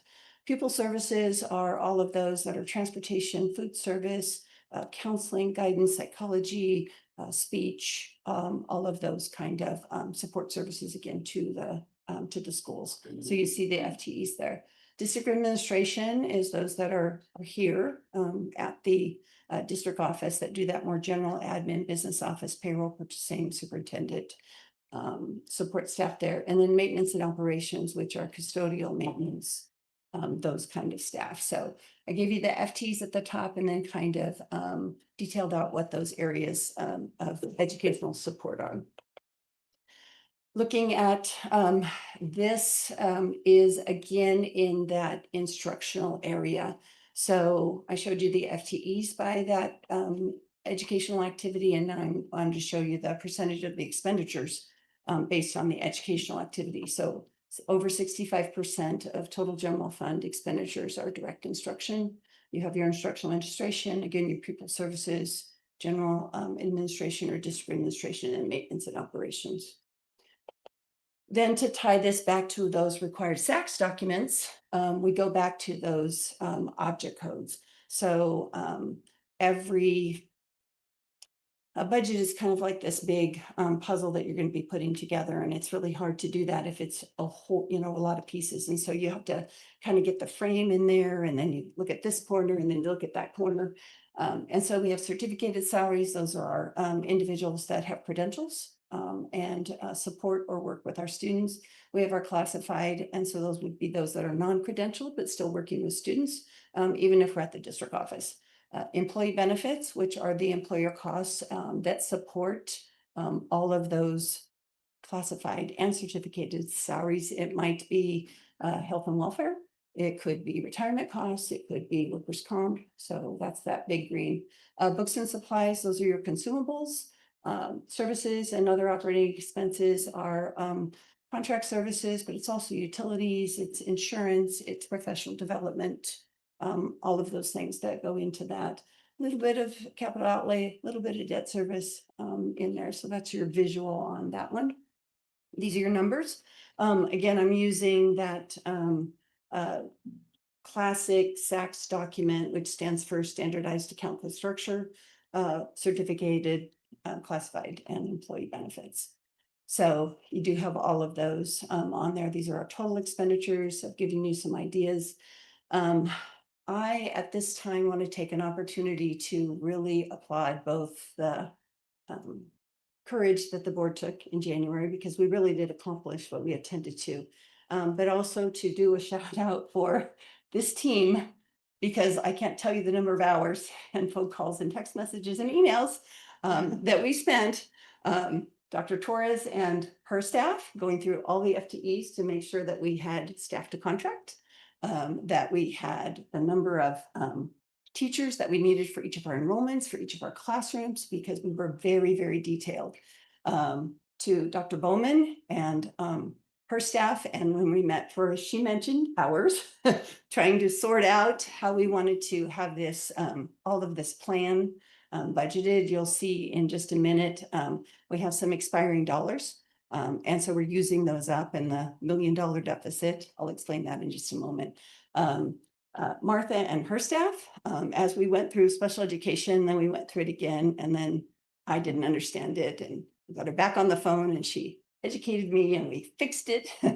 And it was again hours of us being able to do this. Dr. Davis in providing that maintenance and operation budget, and Dr. Williams just threw it all, either listening to me going, "Oh, we're gonna make it," or her saying, I want to encourage you, or can we talk negotiations? And I'm saying, I got to get the budget done. This team was just so supportive. And so I told them I told Dr. Williams I was going to make sure I got that shout out in, but these numbers are because I didn't do it all by myself. This budget was not developed in a silo. The first time I sent it out to some of the staff, they went back and they go, we've never been asked this question before. And so they worked through it, and I'm really very proud of them. So those are the expenditure numbers. So as we looked at this journey that we've done since January together, we had some goals, right? And we looked at, are we going to, we want to enhance our educational program. We want to provide that financial stability by eliminating the deficit and having some healthy reserves, and to provide for future employee compensation. There were some hard decisions that had to be made. And some of those were to staff to the contract language, because we had not done that in the past. This budget does incorporate that. The co-location of Ocean Shore and Sunset Ridge, this budget incorporates that goal that you had. Ocean Shore and Valimar, the 6th to 8th graders all going to IBL, this budget does incorporate that as well. Reduction of special education costs, we had a 2-year goal, and I will tell you that Martha accomplished it plus in 25-26.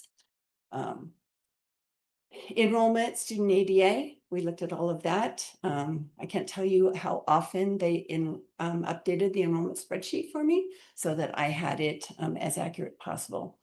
We do have some already negotiated automatically salary increases for those individuals who have been here another year and moved either over or down on the salary schedule. Those are incorporated as well.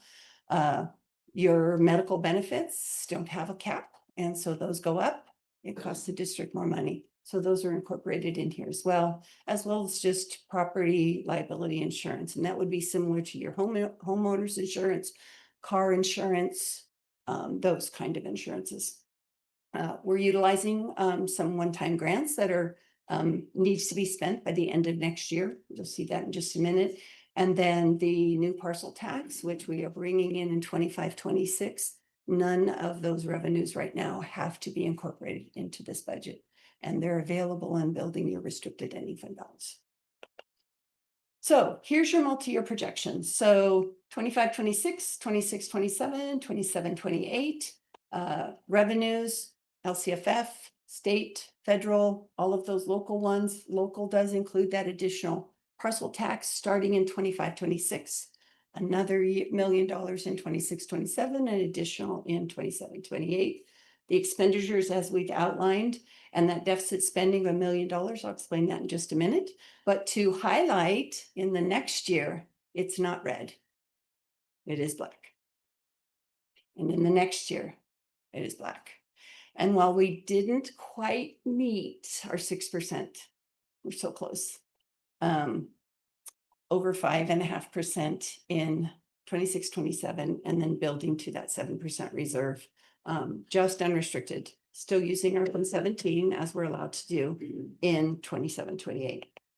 So here's how we get to that $1 million deficit. It is $100,000 in unrestricted, and it is 900,000 in restricted because we have over $1.7 million in expiring dollars next year that we have to use. The only way to use something that is rolled over in a beginning balance is to spend it the following year. And by definition, the state calls that deficit spending. So while we have $1 million negative, it is broken up into unrestricted and restricted. So unrestricted still does have a small deficit, 100,000, going from that $2 and $3 million number that we were looking at. But the following year, we bring back in, we're positive and unrestricted by 18,000. We have a reduction of 2 FTEs in that year. Restricted, it's going to be 905 plus. We've brought in the new parcel tax, and then 1.7 of one-time dollars are used in 25, 26 that those expenditures come out in the following year. So that's how we go from that negative $1 million to a positive 900,000. Lots of factors, right? And could still change. There's rumor that they're going to restore our learning recovery block grant, the 20% that they took away from us a couple years ago. We may be getting some additional TK incentives. Those are not built in here because I don't have an amount. It would be a guess for me, and I don't like to just guess. And so those potentially have those things. If we maintain the enrollment that we have and our kids come 94% of the time, or they come 95% of the time, that's going to have an impact on our LCFF revenue. We have increasing needs of special education, but we do have staff that are monitoring that. Inflation, health and welfare, utilities, property and liability, we talked about that. PERS, which is the classified units retirement, is still going up. So we're over 27% just for, so 27% of every dollar of an individual who works 4 hours or more is an additional cost for retirement for classified staff. Certificated is at 19.1. So there's quite a disparity there. Of course, this last year, we did have that natural disaster where we had to replace a lot of our batteries for our technology. So that always has an impact. And then, additional insurance. You guys have heard about AB 218, and that's the potential for someone to come back and say that they had an incident happen many years ago. We have some additional insurance costs that are built in for the next 2 years for that, as well as those legal costs and other things. We don't just have general fund, so we have some other funds as well. So in here, I just wanted to provide you what those ending balances are for both estimated actuals, so meaning the end projected for the end of this year, as well as projected for the end of next year. Any differences in there would either be interest, revenues, less expenses, those kind of things. For the categories, all of these have to be spent on certain things and held for those reasons. So the recommendation is we have the public hearing today, open to questions when we get to this minute. But next week, hopefully you'll adopt the 25-26 budget. We'll submit it to the county office. They're required to review, approve, or disapprove your budget by October or by August 15th. So they have 45 days to do that. Next steps, our budget meeting or our board meeting next week, 45-day update possible. The final numbers for 24-25 will be presented in September with the unaudited actuals. Then first interim report, we go back to that circle that we started, right? We're going to go back to first interim, governor's budget, second interim, and then we'll start that budget process over again. Probably more important though is we accomplished many things in this budget and through this last 6-8 months. Educational programs, at the schools that are going to be different for our students and greatly enhanced. We're maintaining that financial stability. We're not using the parcel tax, so that does have the potential to provide for that compensation for the staff that many have mentioned that I know is one of your goals. It does, however, require monitoring and aligning the budget to the educational plans, making those changes when those plans change, and make sure that we maintain the district goals or change when the board goals do change as well. Through this all, we always remember, right, that we have these other goals that are making sure that we are embracing our students in all of their intricacies, and we've got our academics and our attendance. So, questions for me on the presentation or the public hearing of the adopted budget? First, I want to say thank you so much. You came in and you educated me. I learned so much from you, and I really appreciate everything you have done. Thank you all on the cabinet for all your hard work. We have been fighting to get to this space for a long time, so I appreciate you. Just because I heard this come up again from the public comment, we learned why we wanted more than a 3% reserve, but can you explain why we need more than 3%? Even though that's what they recommend, but we want to have more, and give an explanation so the public understands that, sure, that's required, but that's not what we need. Absolutely. So the state sets different standards. If you are a district under 1,000 ADA, your requirement would be 4% or $88,000. Am I ending? Okay. The 3% is from a district 1,000 ADA all the way up to 30,000. So the district that I came for, our minimum was 3% as well. I have districts your size that the board has maintained at 10%. I know of districts your size that have a larger one. Small school districts have a smaller arena for reactions. Big costs and small reserves make it to the point where you can't have a good cash balance. And so the board maintaining something over what is just a minimum amount, while the state is not going to require it unless you get under 1,000 ADA, you have to consider that you guys, we're at 2,600 and we have districts that are at 30,000. That budget, that LCFF budget would have several zeros behind it, and they're doing 33% as well. And so we need more in order to be able to maintain that financial stability. And it's up to the board then to do that leadership in order to say you want something higher. Thanks, Dusty. I have a question. What does staffing to contract language mean? So staffing to contract language, and if I misstep, Dr. Torres, please correct me. But in your negotiated agreements for your certificated staff, it will say that at your grades 4 through 8, you are going to have at least 32 students. At kindergarten to 3rd grade, you're going to have 24 students. In our TK, we need to have 20 students. And that has not always happened. And so we have had small class sizes with the same cost of a teacher.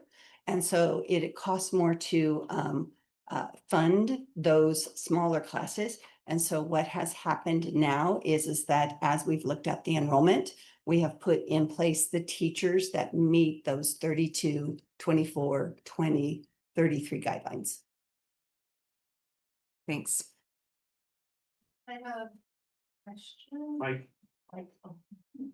I have a question. We know that maybe we'll be receiving less money federally. And I was wondering, with a district our size, if you can give us like a ballpark figure of what that might be in the future? So, yeah, good question. So that federal dollars, right? It's the smallest of our revenue sources. The biggest pot of that is your federal special education. And right now, that has up to now said that we're still going to get special education. So I'm not really worried about that one. Your next would be your title programs, and you have about $48,000. I'm sorry, you have about $98,000 for Title I. That's your biggest chunk that could possibly be go away. However, they have said that the Title I piece probably will stay. I'm more worried about if it was Title II, which is teacher quality, Title III, which is English learners. You don't have immigrant, but those dollars are very small. And so the impact of what we do there, I do think that the general fund can absorb that should the federal mandates come down that they won't fund those. It won't be a large impact on that. I think it's under $50,000 grand total between those last three projects. Thank you. And I still have another question. I'm just curious, a lot of people, are interested in what the board's decision was to co-locate. Where would we be right now watching this budget if we had not made that tough decision? And it was a tough decision. It was a tough decision. So I did a look at what would happen if I took 24, 25 estimated actuals, superimposed it over the multi-year that I did that said we wouldn't do anything. So that $100,000 deficit in 25, 26 would be somewhere in the neighborhood of over $500,000. And the positive 18,000 would be over a negative 1.1 million. We would have started to still use the parcel tax, even though we would have had that deficit. So the impact of that is at least $1 million, $500,000 next year, $1 million the following year. And when you have that kind of a swing, it builds positively. It also builds negatively. 500,000 becomes $1 million, becomes 1.5, becomes 2 million, because it's each and every year you have that savings or that deficit. Thank you. You're And I welcome. just wanted to comment too on the staffing to the contracts. It also keeps equity there for our students so that you don't have one class that has 20 students versus 32 students. Yes.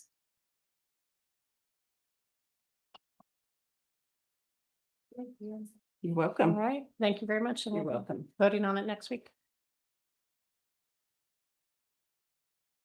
Okay, item C, Boys and Girls Club ELOP budget. Dr. Bowman. Good evening again, Board of Trustees. Thank you for the opportunity to talk about our Boys and Girls Club and the expansion of the programs that we'll have for the 25-26 school year. Most of you know a little bit about the Boys and Girls Club, and it was founded in 1953. They continue to offer many different types of services, and we have them within many of our communities in San Mateo. This year, for a contract usage of our ELOP funds, we have this amount of money that will be spent to enhance the programming for our students. What these services will include is Power Hour. That's our homework and tutoring time. We have leadership development. We are also having enriching activities, robotics, and STEAM, arts, wellness. And then what you'll see the next is what I'm really happy about. Our middle school students have not had a sports program at Cabrillo, and it's been a little bit of time since we've had it at IBL. And so those programs will be back and it will be started at Cabrillo. In addition, we wanted the arts to take precedent as well as sports because our kiddos learn many different things and have different presences. And so we are also starting a theater program at Cabrillo and at IBL. That does not mean that our younger kids won't eventually get it. We're piloting it at the middle school. And that is something that hasn't been in the Boys and Girls contract up until this point. We also have camp throughout the summer. There's an ELOP program running this summer. And one of the bigger things that we are doing is that we've had a need, or families have had a need for TK students, that when they get out early and if the parents are working, they aren't able to come at 12:30 or 1 o'clock, but we didn't have daycare programs at all of our sites. Moving into the 25 and 26, ELOP will be paying for programs, and it might be Boys and Girls Club, but we also have Spindrift and we have working with Pacifica Daycare. So any TK student who gets out early will have the opportunity no matter where they go to school, which hasn't previously happened. And we're hoping that instead of parents having to go and choose something else, that they'll choose us because we have these services. And for specific populations, they're free service. These are a little bit about the changes. The first column is what we currently have. And then the first row is what we currently have. And then we see that 25, 26. The changes are happening at Valmar and Cabrillo are substantial, based on the programming. You'll also see for the 25, 26, we've expanded the grade levels at each school to do the TK services, as well as all the way from 1st grade to 8th grade and our kindergarten kiddos. ELOP funding can only be used for students up to 6th grade, but we made sure that we used everything to help that TK through 6th grade population. And then other funds are being used to help our new sports program and our theater program. And you'll see that they are also mentioned here. With the expansions, we'll have the increased capacity to serve more kids. We will also be doing something at the beginning of the school year and to recruit more free and reduced lunch forms. It's been difficult the past couple of years because with lunch being free, not everybody had to fill it out. But the more of those we get, it's more funding and it gives us more money to do ELOP and some of our other programs with. So there'll be a push for that. And we started the conversation at our last leadership meeting, and that will be continuing through of what can we do to get those forms in, because there's also funds that at a certain percentage are Title I and some other areas that would significantly help. Are there any questions?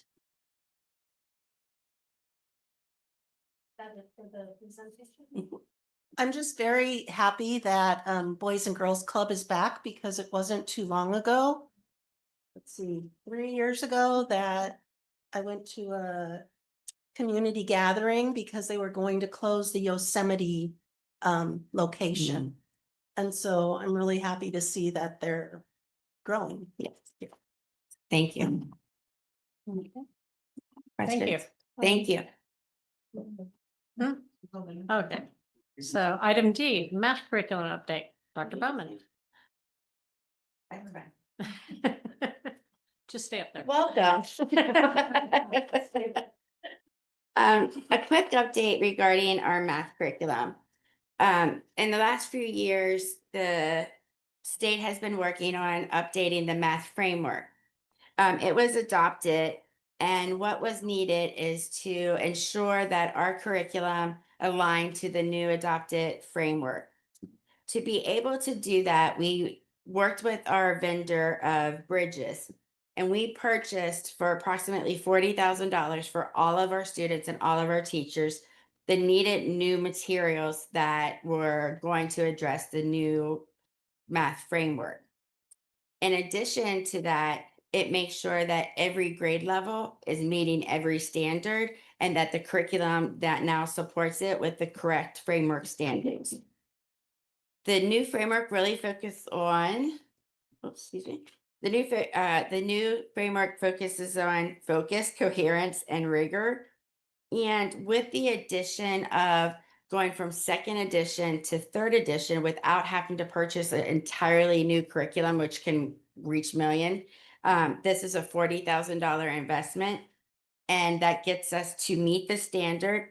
In addition, Bridges program has consumables, and as a result of us join the edition, we now will also receive 50% off of all of our consumables and workbooks for our program for the district, and all the grade levels, TK through 5th grade. In addition to that, these are the, just a quick overview of the cost summary. And then based on that, we need to make sure that our teachers are ready to use it, know how to use it.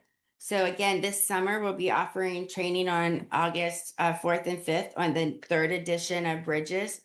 Again, that's all of our staff. If they're a parent in the classroom or a teacher, all of the individuals can attend. And then we'll continue those trainings throughout the school year.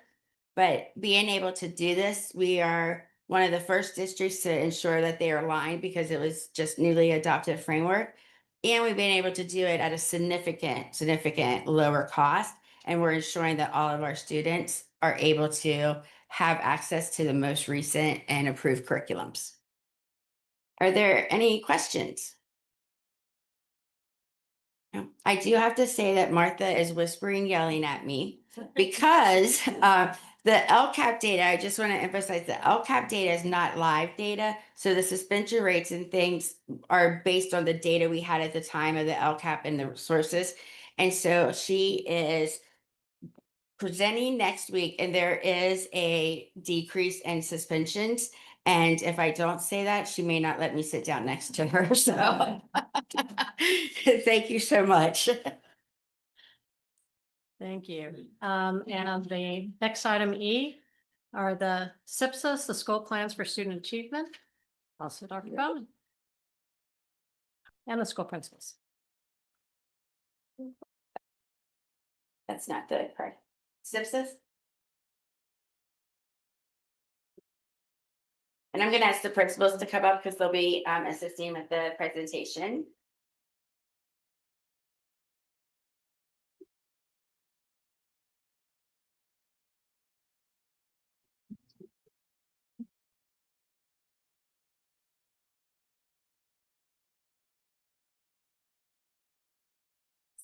So first of all, I want to take this moment to acknowledge our principals. As we've heard multiple times, it's been a pretty busy, tough year, and they have continued to work through all the normal requirements of SIPSAs and the things that reports and budget funding throughout the year, in addition to helping with the changes and the transition and the co-location. And so I want to make sure that they know that I thank all of them, and that we appreciate them hanging in there. And we know that next year is going to be a lot less stress. So, the school SIPSA's plans are school plans for student achievement. They're for individual school needs that can be measured with multiple data points. And they align and connect to the LCAP and the other areas of our ACE, our learner profile, and any of the overarching programs that we follow. Again, you'll see the learner profile. And then this plan is to be comprehensive for the schools. And it's going to talk about what those strategies are for underserved populations that aren't achieving at the same level, and school-wide. They focus on improving instruction. They emphasize the core curriculum, meaning the state standards. We make the SIPSAs help make professional development a priority. And then it supports and has enhancements for our general fund. And then even as important is, or more important, is our parent partnerships that is also addressed in our SIPSA plans. This is just a quick visual of what the SIPSA planning document has to go through to be approved. The principals had a draft document. They went and met with their school site councils. They went to meet with the school advisory groups were invited, or a separate meeting. Then we come to you and we ask for approval, or not, or we want approval. And once we have that approval, these plans will be put in place for our upcoming school year. So at this time, I'm going to turn it over to our fabulous principals, and they're going to go through some of the highlights for each of their schools. Gabriella. Oh man, okay, I'm gonna have to rely on my eyesight to be able to read all of that. Thank you for having us here tonight. So a couple of the big data points that we wanted to cover in Cabrillo SIPSA is, ELA and math performance on our CAS tests remain above the standard in California. However, you look at the next key findings, we find that they're remaining, they're remaining fairly stagnant. They're remaining at around 50%, a little above 50%,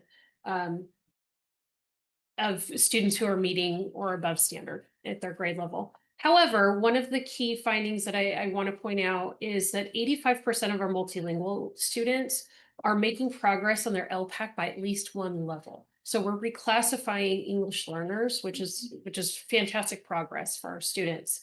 Some of the achievement gaps that we've identified is that our socioeconomically disadvantaged students are still performing below standard in ELA according to CAS data, but they are improving their performance. And last year they improved by 11.3 points.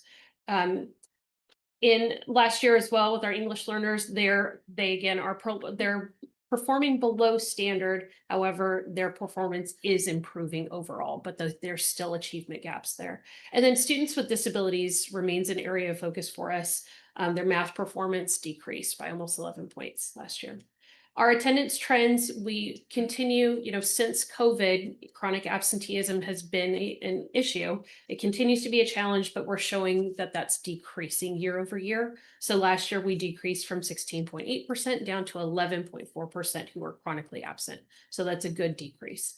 And as far as parent and guardian engagement this year, we had multiple opportunities for families to engage in site level as well as district level meetings. And so some of those are noted here.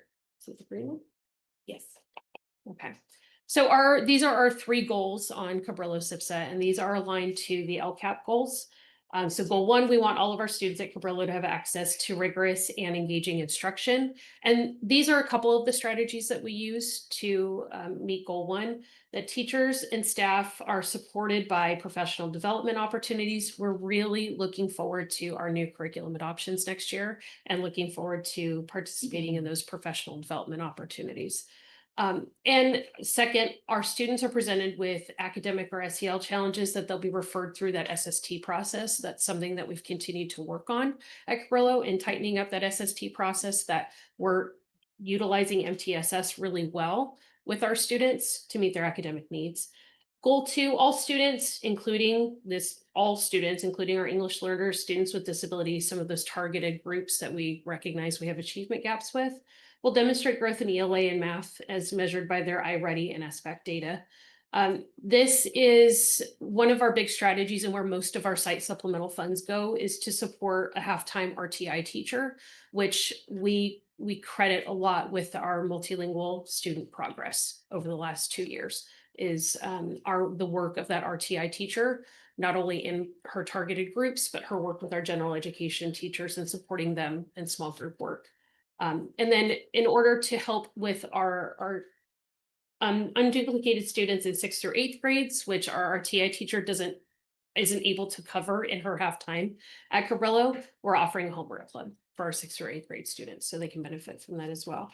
And then goal 3, Cabrillo's goal to create a nurturing environment. There's a number of different things that we do to try and engage students and families in the environment that's happening at Cabrillo to keep them engaged. One of the things that we do is we have a student advisory council. Next year, we'll be implementing a middle school leadership elective as well. And then we do at a TK through 8th grade site, one of the things we get to do is have cross grade level mentoring opportunities with our students to be able to build in those natural leadership opportunities. So that is Cabrillo. Thank you. All right, Ingrid B. Lacey, thank you. Hello, everyone. So just a quick, there's so much data out there, but a quick look at the CAS scores from 2024 shows IBL at a medium overall performance on ELA, just above the state standard. And if we looked at our SIPSA goal from last year, we nearly met, which our SIPSA goal was aligned to the iReady as opposed to the CAS, because we wanted to look at students within the same cohort within the school year. So I'll talk about that later, I guess. And then for math, we're in the green for the 2024, again, CAS scores at just 0.8 of a point above the standard. And this year, we met our SIPSA goal of increasing our iReady goals, iReady scores for 15%. Some key findings in 2024, if we looked at that data on the California dashboard, with the CASP language arts and math results revealed achievement gap for both of them for three major student subgroups: English learners, students with disabilities, and socioeconomically disadvantaged students, which we will continue to work on in our instructional leadership team and our other teams to make sure that we can improve their performance. The attendance trends in 2024 actually it increased chronic absenteeism, which actually means it decreased. No. It increased the chronic absenteeism within 5 subgroups. This is an increase from 3 subgroups from the previous year in 2023, and an increase of 4% from 14% to 18%. So we're working hard on that, and hopefully the 2025 results will show that. Parent guardian engagement, we've seen a small increase in parent and guardian engagement. We've had some more opportunities, especially with the addition of our visionary team, which is going very well. Our superintendent's budget collaborative and the transition and co-location teams. The visionary team and our school climate committee still are working really hard to expand more opportunities for family involvement. All right, so some of our goals. We're looking at goal 1 to increase the percentage of all students scoring early or mid or above grade level on the iReady reading assessments from fall to spring, 10%. We nearly met that at 9% this year. We have found that by creating a section of RSP language arts for 6th, 7th, and 8th grade has helped with that particular subgroup. And we're hoping that that kind of more personalized, individualized support will help those students continue. And then professional development and the professional learning communities that we create at IBL is really important in both language arts and math.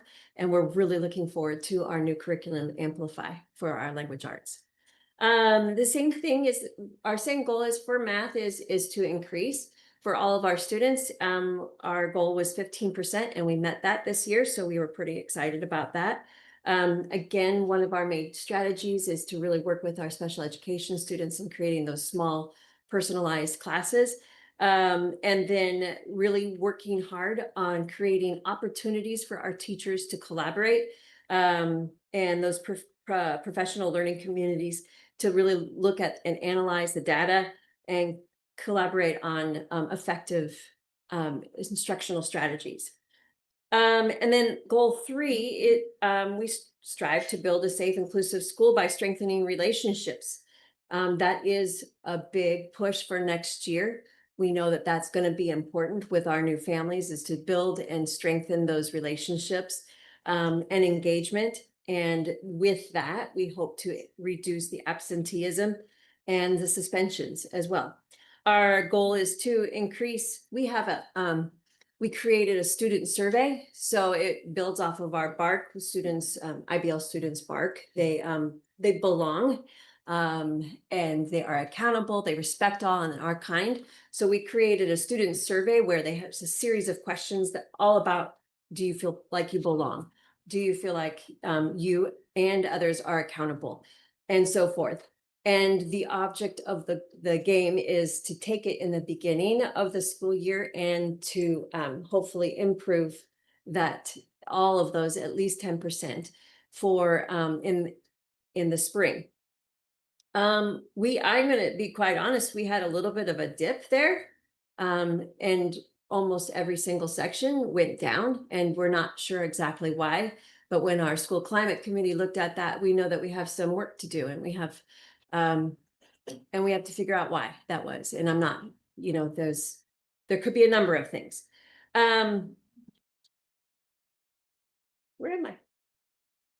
Some of the ways that we're going to do that really quickly are, we really want to increase our family engagement activities. I just came from our IBL visionary team meeting today, and we already came up with 3 additional family engagement nights for the beginning of the school year. So it's a really supportive group. They're ready to go and get the families involved. That's it. That's IBL. Okay. So, hi, I'm Jean Bellinger. I'm not the principal of Ocean Shore School, but I was the principal of Ocean Shore School for 4 years. I'm currently the coordinator of student services and kind of the Swiss Army knife for the Pacifica School District, and I will jump in and assist wherever is needed. And so, looking at Ocean Shore's data for this year, 58% of students met the ELA standards for on the CASP. 56 met math standards for the CASP. We are looking at iReady as well. 62% were at grade level or higher in May for reading, and 56% were at grade level or higher for math. So we're doing solid, but there's obviously room for improvement. Looking at the achievement gaps, our socioeconomically disadvantaged students perform an average of 50 points below standard and continue to be in the yellow range. This number, though, is up from 2023, so there's been some progress. Obviously, we have a lot more progress to make. Our socioeconomically disadvantaged students are 57.5 points below standard on the math cast. Again, this number has improved. There was a pretty significant improvement in math. And I would say that we had that with our, well, let me finish I was looking also at the scores for Hispanic students.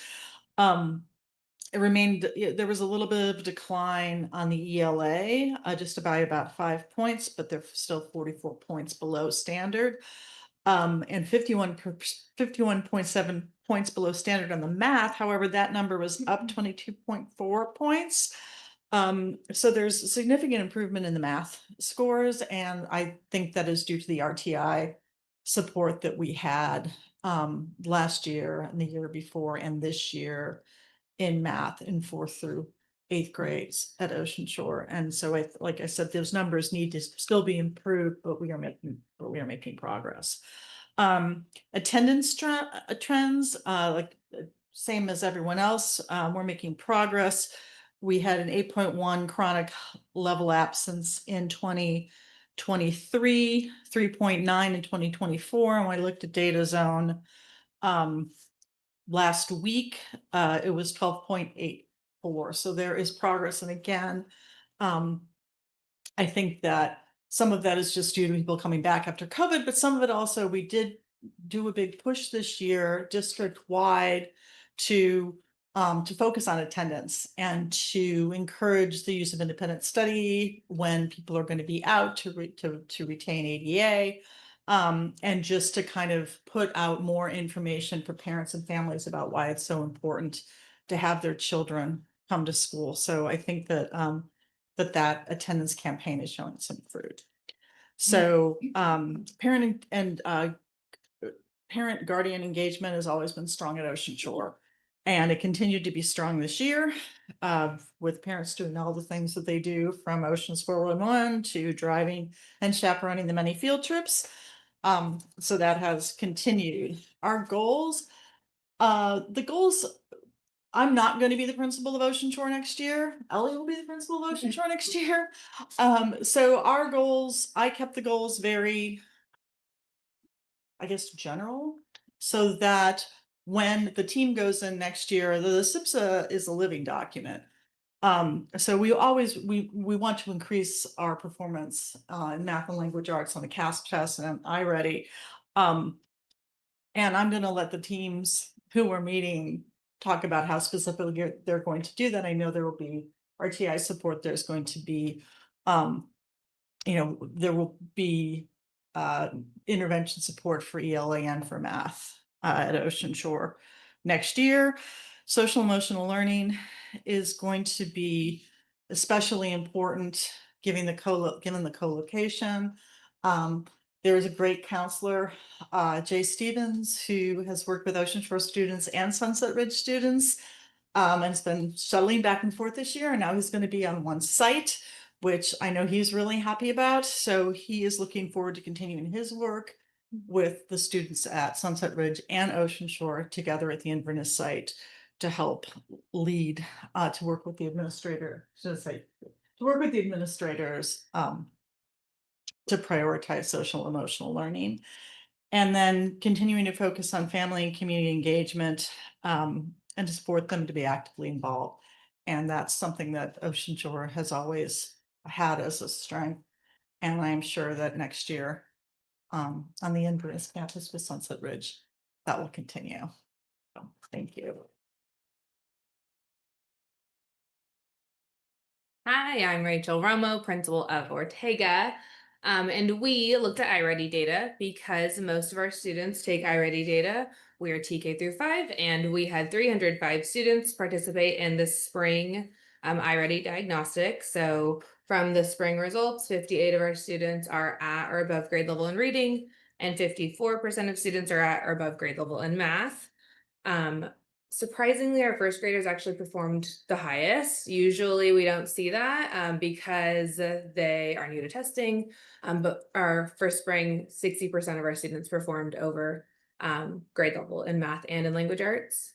Some of our areas of growth were our 4th grade and our 5th grade. So in 4th grade, 56% were proficient in reading. That was our lowest. And then 5th grade, 46% were proficient in math. 5th grade, we have an excellent intern teacher who is learning how to be a teacher. He has great relationships with students, but still in the credentialing program. We also had a 5th grade class that was a job share, and we had a sub job sharing up until November. So it took a little bit of time to hire a fully credentialed teacher to share that job. So we had 2 credentialed teachers, but not until November. So that could have been a reflection of that result. Attendance, we are so excited to celebrate that we had over 95% attendance. Our strongest months were March and April. We had over 96, and then January was our lowest with 93%, and that could be the winter sicknesses, the travel, all of the coming back, right? So that's common. 2nd grade had the highest attendance at over 96%, and 5th grade had the lowest. Maybe there's a correlation with the reading proficiency by coming to school. Chronic absenteeism continues to be an area of improvement. We have 36 students who are chronically absent.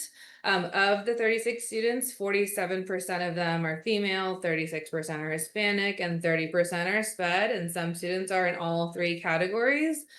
So really next year, working with my school psychologist, my school counselor, and just talking about how can we really stress the importance of coming to school, making sure we talk to these students, check in with them frequently, right? Really happy that you're here, removing any barriers that they may feel, preventing them from coming to school. For parent guardian engagement, we had a lot of new parents, not necessarily on the PTO, or they don't actively like volunteer, but they did join our transition and our visionary committee. That was really nice to see. So parents of younger otters, like our TK through 2nd grade group, so really like invested in talking about Ortega in the long term. We also decided to revamp our mission statement. So that will be something we'll introduce for next school year, and really just talking about that and with the staff involvement also, right? On like, what do we want to reflect for next year? Do I push? Oh, and our goals. So the first goal is high quality instruction to increase student achievement in the English language arts. We're aiming for 65% at least. All of our teachers and staff have been invited to the new professional developments in the summer. We are also just reaching out to make sure that our paras feel involved and that if they have the time, right, they participate in that because they do support our students in RSP and our SDC classrooms by pushing in and helping with different tasks. We are excited to have an RTI teacher for next year. We posted a position for a 0.4, 2 days a week. We were never able to fill that this school year, but we already have somebody that is in mind. They're going to join the Ortega team in the fall, so that's really excited. I'm working with them to collaborate with our teachers, right, to support students that are identified as below grade level from iReady and Dibbles. And the second goal is to increase student achievement in math. We will continue with the trainings, but also really strengthening our SST process, how we gather data and collect that and talk about students' progress and then what goals we have for them. Something else is we're extending our kindergarten day by an hour. The kindergarten team actually came to me and proposed that idea. They felt like there's so much to cover every day in kindergarten, a lot of transitions, right? Time can be going from just, the cafeteria or the recess yard. So they, instead of having a 12:30 dismissal with small groups till 1:30, 4 days a week, we're going to do a 1:30 dismissal 4 days a week for all of our kindergartners. And then the last goal is provide students and families with a school environment that they feel connected, engaged, and supported. So this year we hosted some morning meetings out on the schoolyard after the 8:30 bell. We would do announcements, we would do a joke of the day. Students really liked that. Parents liked hearing what was going on also from the kids' perspective. We used the Soul Shop program this year, and they trained 2 of our teachers in peacemakers and how to help support students, identify students that could be peacemakers and help them use the peace path for conflict. So our 3rd through 5th graders were really excited to have a vest, have little talking points, and just support kids introducing themselves to students and saying, hey, if there's something that's going on, we can help you resolve that. That's been really positive. And then scheduled time for cross grade level buddy classes. We had buddy classes before I came to Ortega. And then since I've been there, we've had lots of new teachers that maybe just haven't been connected with a younger buddy or an upper buddy class. So really scheduling time out for that and making sure that we have these opportunities as a community. And then lastly, continue our PTO hosted events like Global Village and Science and Reading Nights. Thank you. Hi, I'm Ellie. I am from Sunset Ridge, and I just want to say that we had a very challenging year, and I'm very proud of the Sunset Ridge community for coming together and supporting each other. Kids were very supportive of each other after Tony's passing, and I think it just pulled us all together. We've had a lot of parent engagement and different experiences, and I think that not a day goes by that kids don't talk about him or family doesn't talk about him, and I'm just very proud of our community for coming together. So we looked at all the data that everybody else looked at, and one thing that we're very proud of is that we see our multilingual learners. 15.8% of our students made 40.9 point increase in the CASP. And on the iReady, we see that 25% of our students, we went from 25% of our students at or above to 49%. And we saw a decrease of 17%, 17% decrease of students with 2 or more years below from 36 to 19. The gaps that we see that the achievement gaps that we're seeing is that students identified with disabilities, Hispanic, white, and socially economically disadvantaged are performing in the very low range on English language arts on the CASP. Just so you know, we had 46.8% of our students qualified as socially economically disadvantaged. We see that our students identified as socially economically disadvantaged and students with disabilities are in the very low range on the CASP in math. And our attendance trends, we see that our attendance has improved. We saw a 6.9 point increase in our attendance rate, but we still have a significant number of students with identified as chronically absent with 24%. So we need to focus on those kids, and we've met our language arts goal, we met our math goal, And our attendance, we didn't meet it, but we are making progress. So 2 years ago, we had 41% of our students. Then it went to 24%, and or just like 24.7, and now we're at like 24.4%. And like I said, we had a lot of opportunities for parents to be engaged. We had parents on our transition team, on the visionary team, on our school site council. We had parents participating in field day, just all kinds of, we had a room parent program that was very well attended and organized. So the next slide is our goals. Oh, that's not right.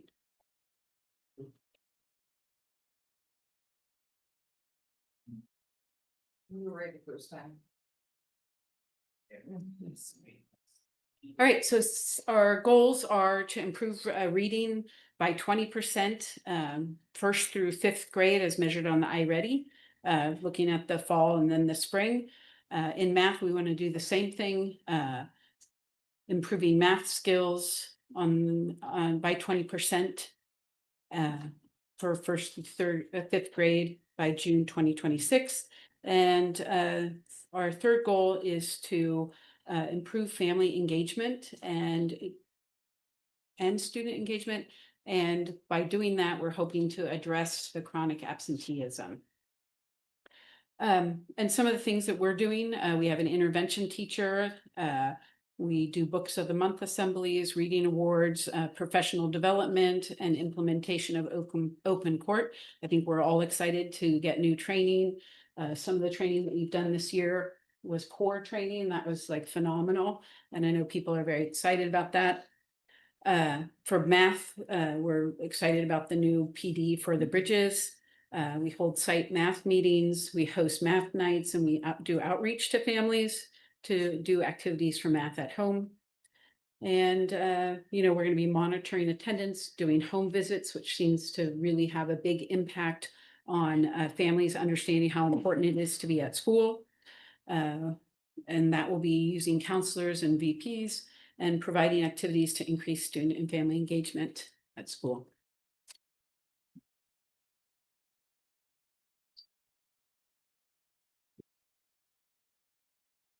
Hello, everybody. I'm Laura Vuskovic, the principal at Valleymar School.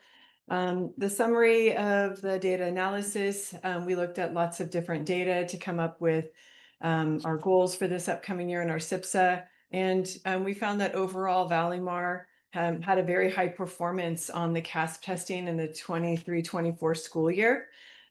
This year, for our iReady testing, our diagnostics, 75% of our students made standard on the spring iReady diagnostic in ELA, which means we met our goal, which was to increase by 25% from the fall to the spring with all students on that diagnostic.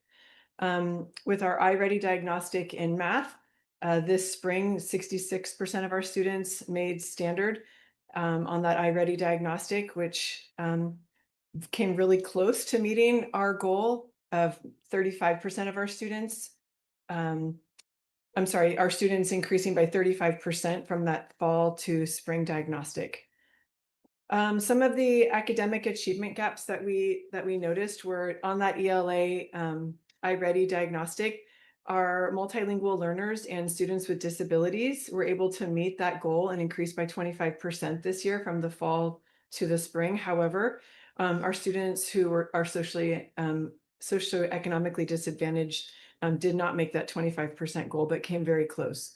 And although on our iReady math data, the 3 subgroups that we analyzed made growth, they did not meet that 35% growth from the fall to the spring. Some of the attendance goals that we, and I just wanted to go back to that achievement gap was that, although we're making progress, we still have a lot of work to do.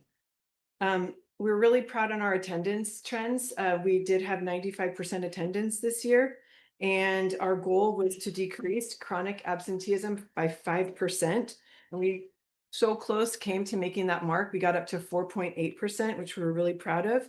we're getting closer to our pre-COVID numbers. So our new goal this year is to continue to bring that chronic absentee number down another 3%. And one thing that we noticed was that this year, our students with disabilities decreased their rate of chronic absenteeism tremendous amount from 23 to about 9%.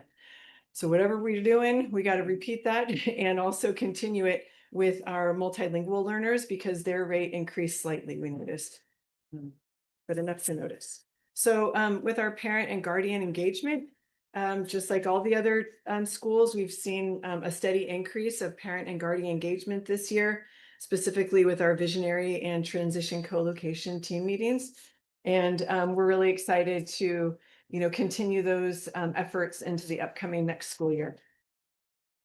So our goals for Valleymar next year include by May 2026, the percentage of all students, including students with disabilities, multilingual learners, and socioeconomically disadvantaged students, meeting or exceeding standard will increase by 25% in English language arts as measured in iReady with the beginning to the end of the year diagnostic. Some things, I heard a lot of strategies that we're using at our school from other schools. Some that I wanted to focus on were the RTI teacher is going to continue working at Valleymar and collaborate with teachers to support those students who are identified as below grade level on iReady and Dibbles. And one idea that came up in our school site council meetings was having some really intentional student conferences with our students, like right after our already diagnostic so that we can discuss their goals and show the progress that they're making at each time, sort of putting a little more attention on our iReady diagnostic as we do with the CASP, where we send letters home and tell people to get a good night's rest, kind of puts a little bit more attention during those iReady diagnostics next year and see what happens. Our second goal is by May 2026, sorry about that, the percentage of all students, including multilingual learners, students with disabilities, and socioeconomically disadvantaged students will meet or exceed standard with 35% of them will, as measured by the iReady from the beginning to the end of the year assessment. And some of the strategies that we're going to do to get that to happen are we're going to offer a homework club for 4th and 5th grade students to give them the support that they need to meet the standards. And also, we're also looking at providing support for the combination classes that we're having next year. We have 2 happening. So we've had that in the past, and we think it works really well with our Bridges program to have a paraprofessional come in and do some small group work with one group of students while the teacher's working with the other. Our third goal is to educate every student in a culturally and responsive environment and provide social emotional support and promote a well-rounded education as evidenced by an increase in student perception data, in student sense of engagement and belonging, and a decline in chronic absenteeism. Some strategies we're going to do to get that goal are just continue to provide those opportunities for families to get together and feel a part of a community. I'm really excited for the work that's been done on our visionary team this year, and our staff meetings this year, already planning a lot of new events that are going to, unify our school with like a new vision and a new mission. We're going to continue doing a student broadcast. Last year, it was an elective for middle school, and we're excited to offer it inside the classroom with our 5th grade and give them that learning leadership opportunity. Families seem to really enjoy those updates, and students absolutely did. We're also going to continue to use restorative practices to, use these any mistakes that are made as learning experiences, and creating that inclusive environment that helps kids feel like they want to be there and come to school every day. Thank you. And just briefly, the district is doing things for all the schools to help enhance the programming and support our students. This year, we thank you because we passed the EL plan that lays out a framework for our ELL multi-language learners to improve. This is the first year we had a literacy plan to address needs of our students. We also, as you heard, we are offering Big Lift this summer and offering increases with our summer programs. And through the summer professional development, we'll offer training and support for combo classes and how to use the curriculum for multi-grade level. We also put in place data dialogue framework that we will put more time and training into the next year to look at the results. Elliot mentioned earlier, we put in place the core training. And then lastly, we were able to, for the 25-26 school year, we have project-based liaisons for each of our school locations that will be going to a conference and bringing back research-based, project-based learning activities. So we'll have that throughout the school district. And then we're also, this year we'll have a literacy liaison who will help focus on literacy and improving those skills. And both of those are a $5,000 stipend for our teachers.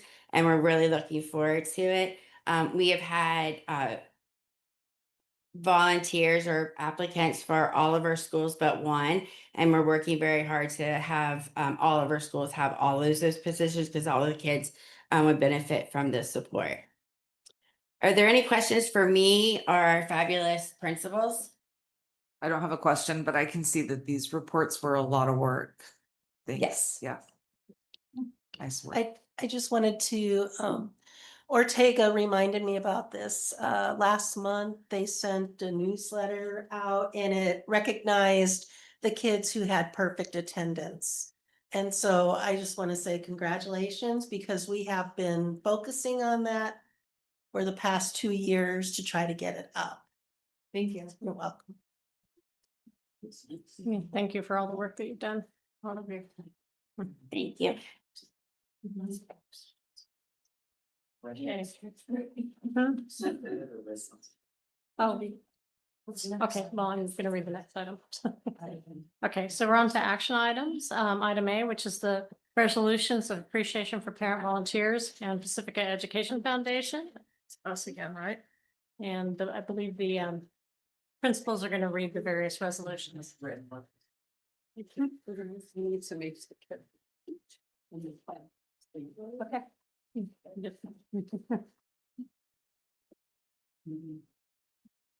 Okay, Martha, if you wanted to go ahead with Pacifica. Good evening. I have resolution 25-611A. Board of Trustees, Pacifica School District, resolved by the Board of Trustees of the Pacifica School District, County of San Mateo, State of California. Whereas the Pacifica Education Foundation has become a treasured, supportive, and invaluable volunteer base for the Pacifica School District, always focused on meeting the needs of all our students and teachers as they engage in the educational process of the 21st century. And whereas this all-volunteer nonprofit organization of parents and community members have brought a wealth of experience, energy, and excitement to the benefit of the Pacific School District by providing support to identified areas of need in instruction and other educational support. And whereas the foundation has given liberally of all their volunteer time and effort, always putting a good deal of their own personal expertise into every volunteer effort. And whereas each member of the foundation has worked tirelessly to provide additional funding to ensure all the children of Pacifica receive a quality education that the state of California underfunds, such as Spark Poetry, TK through 5th grade music, and 6th through 8th grade band. And whereas the foundation has worked to ensure strong collaboration with district staff so Pacifica School District may remain focused on providing educational experiences and programs that prepare our students for our evolving world. Now, therefore, be it resolved that the Board of Trustees of the Pacifica School District recognizes the Pacifica Education Foundation for their many contributions to the students and families of the district. And further be it resolved that the board hereby extends its heartfelt appreciation to the Pacifica Foundation on behalf of the community, staff, and most importantly, the students of the district. Regularly passed and adopted this 11th day of June, 2025. Thank you.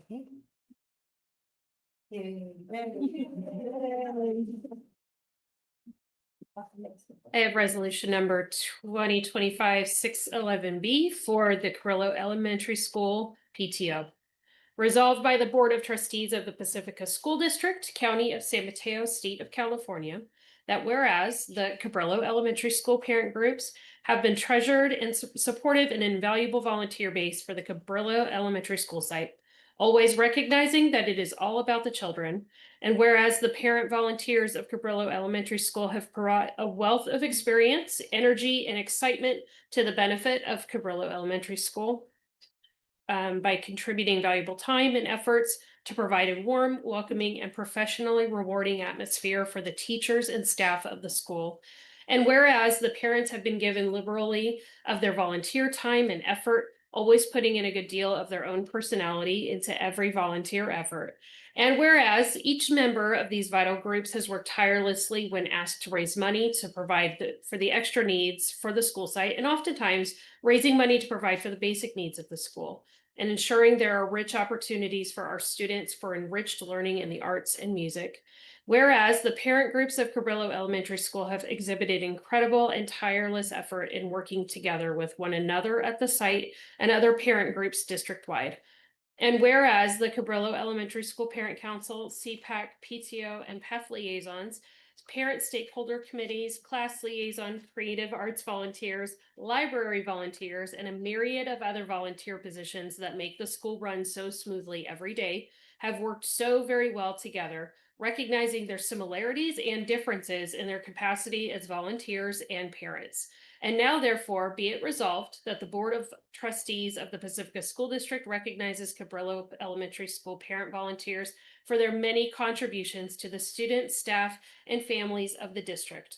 And further, be it resolved that the board hereby extends its heartfelt appreciation to the Cabrillo Elementary School parent groups on behalf of the community, staff, and most importantly, the students of the district.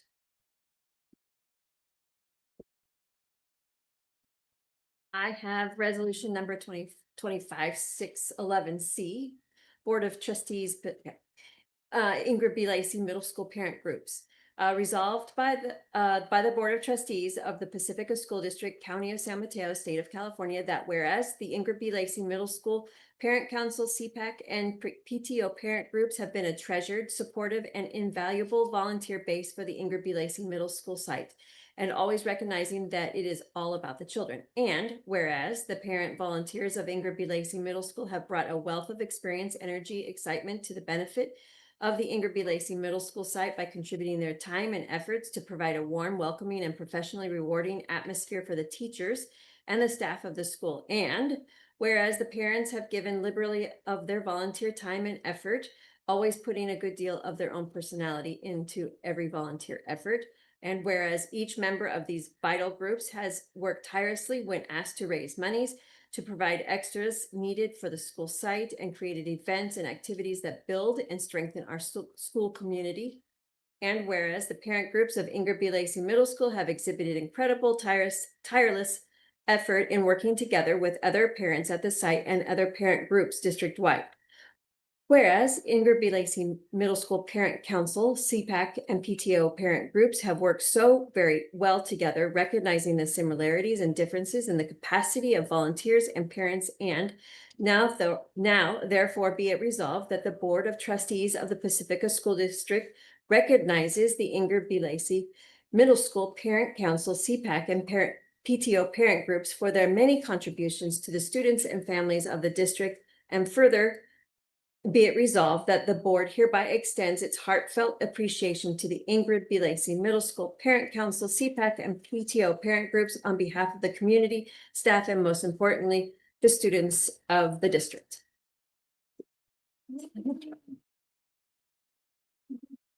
Hi, before I read this, I just want to acknowledge how difficult a year it was for Ocean Shore parent and volunteers.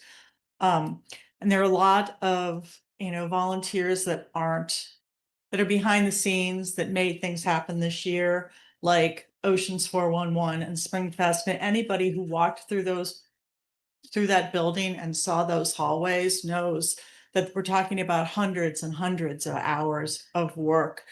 And so as a former Ocean Shore teacher and a former Ocean Shore principal, I just wanted to personally acknowledge how difficult it's been and just express my personal appreciation. for all of their hard work in a year of upheaval and tragedy. So resolution number 2025-611D. Ocean Shore Parent Groups resolved by the Board of Trustees of the Pacifica School District, County of San Mateo, State of California, that whereas the Ocean Shore Parent Groups have been a treasured, supportive, and invaluable volunteer base for the Ocean Shore School site, always recognizing that it is all about the children, and whereas the parent volunteers of Ocean Shore School have brought a wealth of experience, energy, and excitement to the benefit of the Ocean Shore School site by contributing their time and efforts to provide a warm, welcoming, and professionally rewarding atmosphere for the teachers and staff of the school. And whereas the parents have given liberally of their volunteer time and effort, always putting in a good deal of their own personality into every volunteer effort. And whereas each member of these vital groups has worked tirelessly when asked to raise monies to provide the extras needed for the school site, and oftentimes raising money to provide for the basic needs of the school.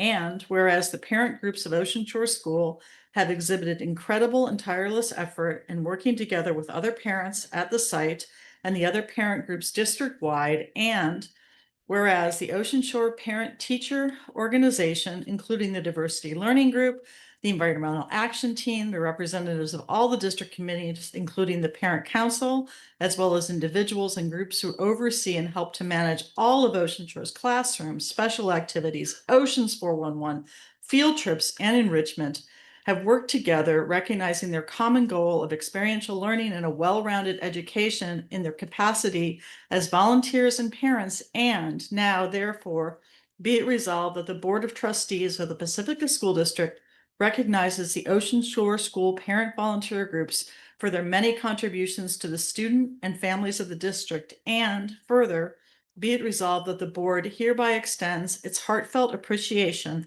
to the Ocean Shore parent volunteers on behalf of the community, staff, and most importantly, the students of the district, regularly passed and adopted this 11th day of June, 2025.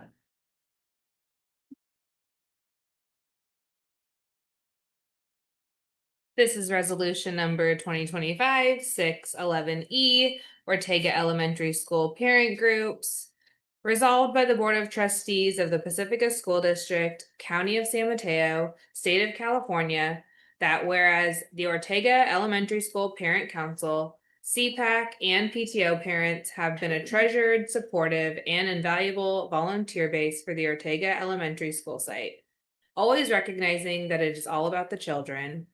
And whereas the parent volunteers of Ortega Elementary School have brought a wealth of experience, new ideas and activities, energy and excitement to the benefit of the Ortega school site by contributing their time and efforts to provide a warm, welcoming, inclusive, and professionally rewarding atmosphere for the teachers and staff of the school. And whereas the parents have given liberally of their volunteer time and efforts, especially on Thursdays where they make copies, laminate, cut and bookbind for teachers, putting in a good deal of their own personality into every volunteer effort, such as decorating the welcoming bulletin board to highlight the different heritage months. And whereas each member of these vital groups has worked tirelessly when asked to raise monies to provide the vital supplemental programs needed for the school site, including art classes, garden science, and physical education, and oftentimes raising money to provide for the basic needs of the school. And whereas the parent groups of Ortega Elementary School have exhibited incredible and tireless efforts in working together with other parents at the site to plan and host events that build community and highlight our diversity and various interests, including the Global Village Celebration, Science Night, and Literacy Night. And whereas the Ortega Elementary School Parent Council, CPAC, and PTO parent groups have worked so very well together, recognizing their similarities and differences in their capacity as volunteers and parents. And now therefore, be it resolved that the Board of Trustees of the Pacifica School District recognizes Ortega Elementary School parent volunteer groups for their many contributions to the students and families of the district. And further, be it resolved that the board hereby extends its heartfelt appreciation to the Ortega Elementary School Parent Council, CPAC, and PTO on behalf of the community, staff, and most importantly, the students of the district. Regularly passed and adopted this 11th day of June, 2025.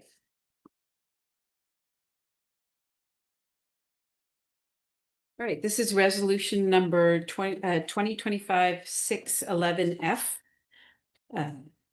Sunset Ridge Elementary School Parent Groups resolved by the Board of Trustees of the Pacifica School District, County of San Mateo, State of California, that whereas the Sunset Ridge Elementary School PTO, the Diversity Inclusion Action Team, School Parent Council DLAC Committee, CPAC and Room Parent Committee, the School Site Council and ELAC and Pacifica Education Foundation representatives have been a treasured, supportive, and invaluable volunteer base for the Sunset Ridge Elementary School site, always recognizing that it is all about the children and promoting a love of lifelong learning. And whereas the parent volunteers of Sunset Ridge School have brought a wealth of experience, energy, and excitement to the benefit of the school site by contributing their time, efforts to provide a warm, welcoming, and professionally rewarding atmosphere for teachers, staff, and students of the school during a very challenging time. And whereas the parents have given liberally of their volunteer time, efforts, heart, soul, and always putting a good deal of their own personality into each volunteering effort. And whereas each member of these vital groups has worked tirelessly when asked to raise monies to provide the extras needed for school field trips, programs, and the little extras that make teachers feel loved. And whereas the parent groups of Sunset Ridge Elementary School have exhibited incredible, tireless effort in working together with other parents at the site and other parent groups district-wide. And whereas the Sunset Ridge Elementary School PTO, Diversity Inclusion Action Team, Parent Council, DLAC, CPAC, Room Parent Committee, the School Site Council and ELAC, and the Room Parent Committee have worked so very well together, recognizing their similarities and differences in their capacity as volunteers and parents that make Sunset Ridge shine each and every day. And now, therefore, be it resolved that the Board of Trustees of the Pacifica School District recognizes that Sunset Ridge Elementary School parent volunteer groups for their many contributions to the students and families of the district. And further, be it resolved that the board hereby extends its heartfelt appreciation to the Sunset Ridge parent volunteer groups on behalf of the community, staff, and most importantly, the students of the district. Regularly passed and adopted this 11th day of June, 2025.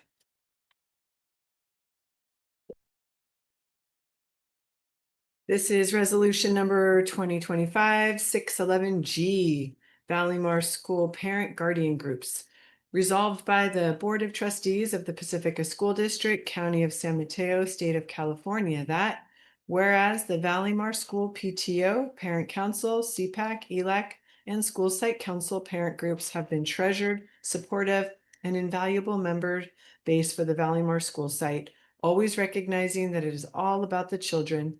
And whereas the parent volunteers of Valleymar School have brought a wealth of experience, energy, and excitement to the benefit of the Valleymar School site by contributing their time and efforts to provide a warm, welcoming, and professionally rewarding atmosphere for the teachers and staff of the school.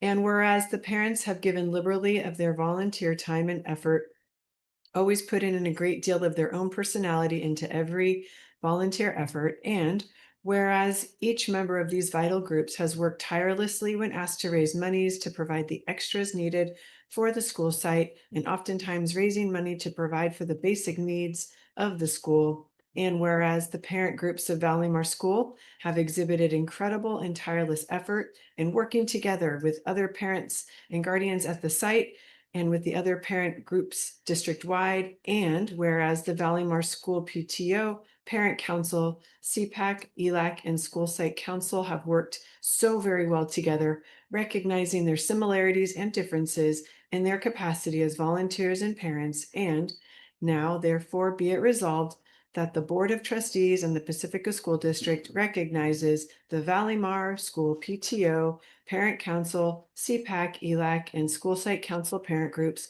for their many contributions to the students and families of the district. And further, be it resolved that the board hereby extends its heartfelt appreciation to the Valleymar School PTO, Parent Council, CPAC, ELAC, and School Site school site council parent groups on behalf of the community, staff, and most importantly, the students of the district, regularly passed and adopted on this 11th day of June 2025.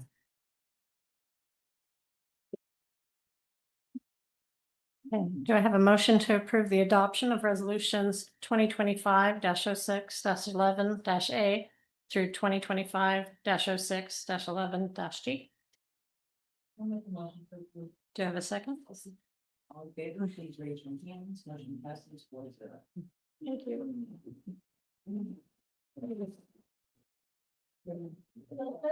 Yes.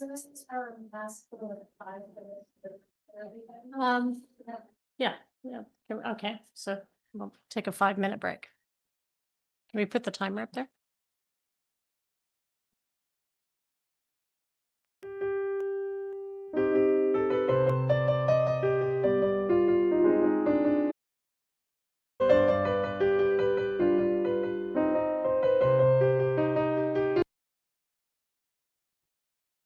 So one of the requirements through AB 1200 is to disclose the different costs and the conditions of any tenant collective bargaining agreement.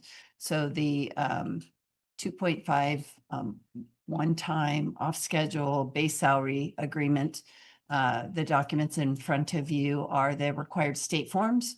First page talks about the cost, what year it is, what benefits, all of that information, applicable FTEs. Second, discloses the different conditions of what that agreement is. It shows the impact on if it's general fund or one of the other funds, provides a multi-year because it's an off schedule. It is just a single year.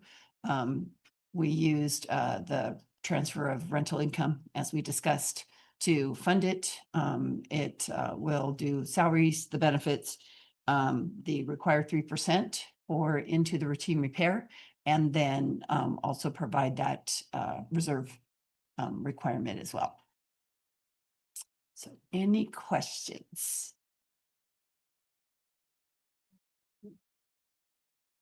Okay, do I have a motion to approve the public disclosure of collective bargaining agreement with LSEA? Okay, do I have a second? Okay. Okay, item C, approval of the tentative agreement between Pacifica School District and Laguna Salada Education Association, LSEA. Good evening, Board President Bradal and Board of Trustees. Tonight, we would like to bring forth a request for approval of the tentative agreement between Pacifica School District and LSEA for school year 2024-2025, including an updated salary schedule and associated memorandum of understanding agreements. On May 27th, 2025, LSEA and the district completed the 24-25 reopener negotiations and reached a comprehensive tentative agreement. Many articles and issues were addressed during these negotiations.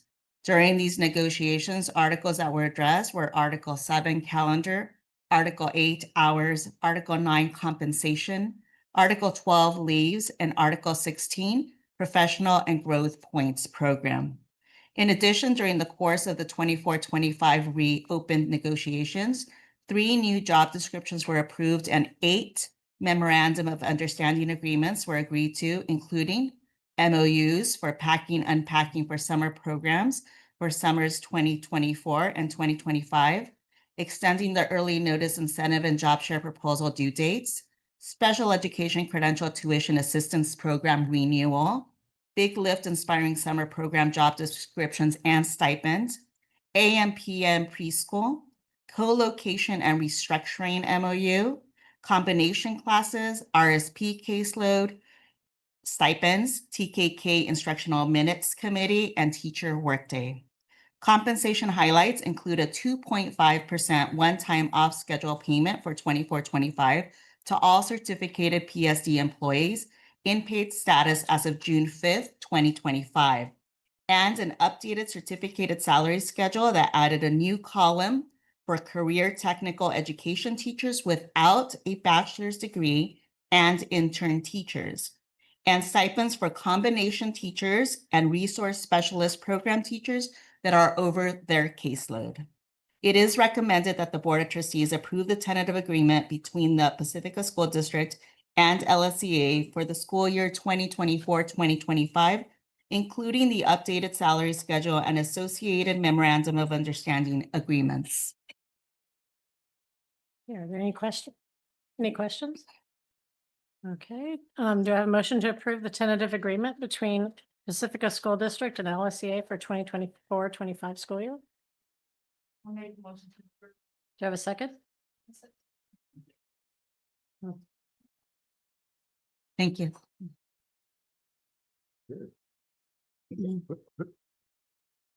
Okay, item D, approval of resolution number 2025-06-11-H, education protection account. Good evening, Board President, members of the board, members of the community, cabinet, and those watching. Today we have an action item D, approval of resolution number 2025-06-11H, education protection account. A little background, the education protection account was designed to ensure that we are generating funds from the Proposition 30. Proposition 30 started in 2012, initially started as a temporary tax. With that being said, the state of California requires us to estimate the total amount of funds by June 30th and provide that information to the board, as well as a planned expenditure report.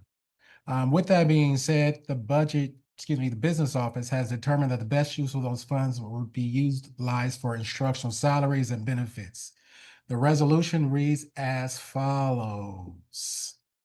Whereas the voters approved Proposition 30 on November 6, 2012, whereas Prop 30 added Article 13, Section 36 of the California Constitution effective November 7th, 2012, whereas the provision of Article 13, Section 36E create the State General Fund of Education Protection account to receive and disperse the revenues derived from the incremental increases in taxes imposed by Article 13, Section 36F. Whereas before June 30th of each year, the Director of Finance shall establish the total amount of additional revenue less refunds that will be derived from the incremental increases in tax rates made pursuant to Article 13, Section 36F, that will be available for transfer into the education protection account during the next fiscal year. Whereas if the sum determined by the state controller is positive, the state controller shall transfer the amount calculated into the education protection account within 10 days preceding the end of the fiscal year. Whereas all monies in the education protection account are hereby continuously appropriated for the support of school districts, county offices of education, charter schools, and community college districts.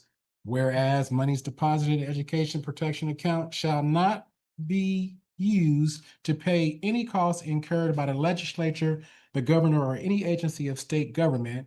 Whereas the community college district, county office of education, school district, or charter school shall have the sole authority to determine how the monies received from the education protection account are spent in the school or schools within its jurisdiction. Whereas the governing board of the district shall make the spending determination with respect to monies received from the education protection account in open session of a public meeting of the governing board. Whereas the monies received from the education protection account shall not be used for salaries or benefits for administrators or any other administrative costs. Whereas each community college district, county office of education, school district, and charter school shall annually publish its internet website an accounting of how much money was received from the education protection account and how that money was spent.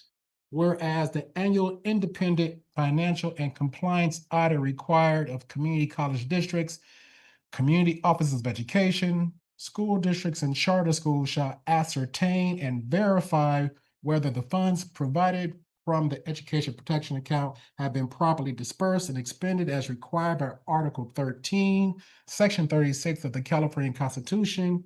Whereas expenses incurred by community college districts, county office of education, school districts, and charter schools to comply with the additional audit requirements of Article 13, Section 36 may be paid with funding from the Educational Protection Act and shall not be considered administrative cost for purposes of Article 13, Section 36.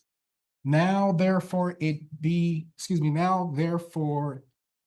resolved. The monies received from the Education Protection Account shall be spent as required by Article 13, Section 36, and the spending determination of how monies will be spent shall be made in open session of a public meeting of the governing board of Pacifica School District. In compliance with Article 13, Section 36E, with the California Constitution, the governing board of Pacifica School District has determined to spend the monies received from the Education Protection Act as followed: for instructional salaries and benefits. With that understanding, it's recommended that the board approve resolution 2025-06-11-H, Education Protection Account. For a motion. Do I have a motion to approve the resolution? Any questions? No? Okay. Do I have a motion to approve the resolution? Okay, do I have a second?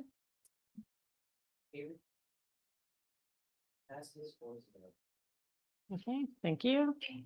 Okay. Item E, contract regarding constructability review services for workforce housing. Okay, Richard item Davis. E, another action item. Item E is contracts for reconstructability review services for workforce housing. At one of our previous meetings, we had a presentation regarding workforce housing where you were provided some options as far as procurement. Within those options, a additional piece was mentioned regarding the constructability review. Understanding that information and some research was completed, and we actually went out to get some bids regarding the constructability review and came in with several different bidders. Three bidders that were brought forward were Chickset for $46,740, Mark Akubo for $50,000, and DTR Consulting Services for $62,424. With that being said, the top two candidates are Chickset and Mark Akubo. However, the recommendation is that the board review the memorandum information attached, understanding that those two are the lowest responsible bid, and consider whether to move forward with the constructability report. Okay, I think the original thought was that it was going to be less than $10,000. That was what was mentioned in In the previous meeting, when that was decided to go forward. So what I would suggest is to go forward with the project, but put a hold on the constructability review, because from under 10,000 to around 50,000, we don't have that money.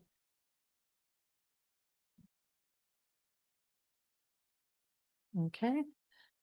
I'm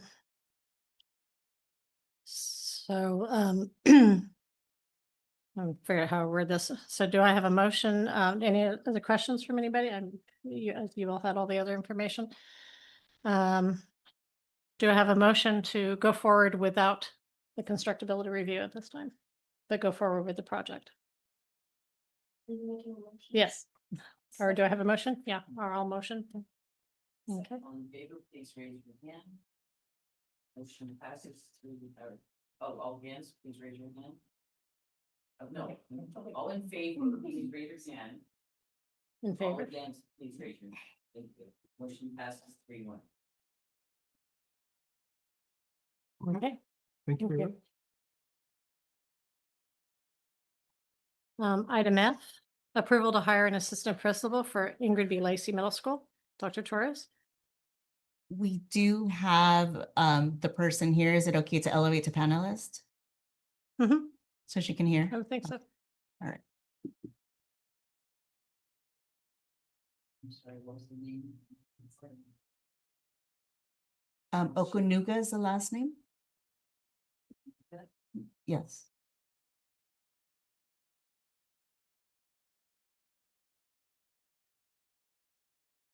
Are you elevating, Barbara? Do you want me to do it?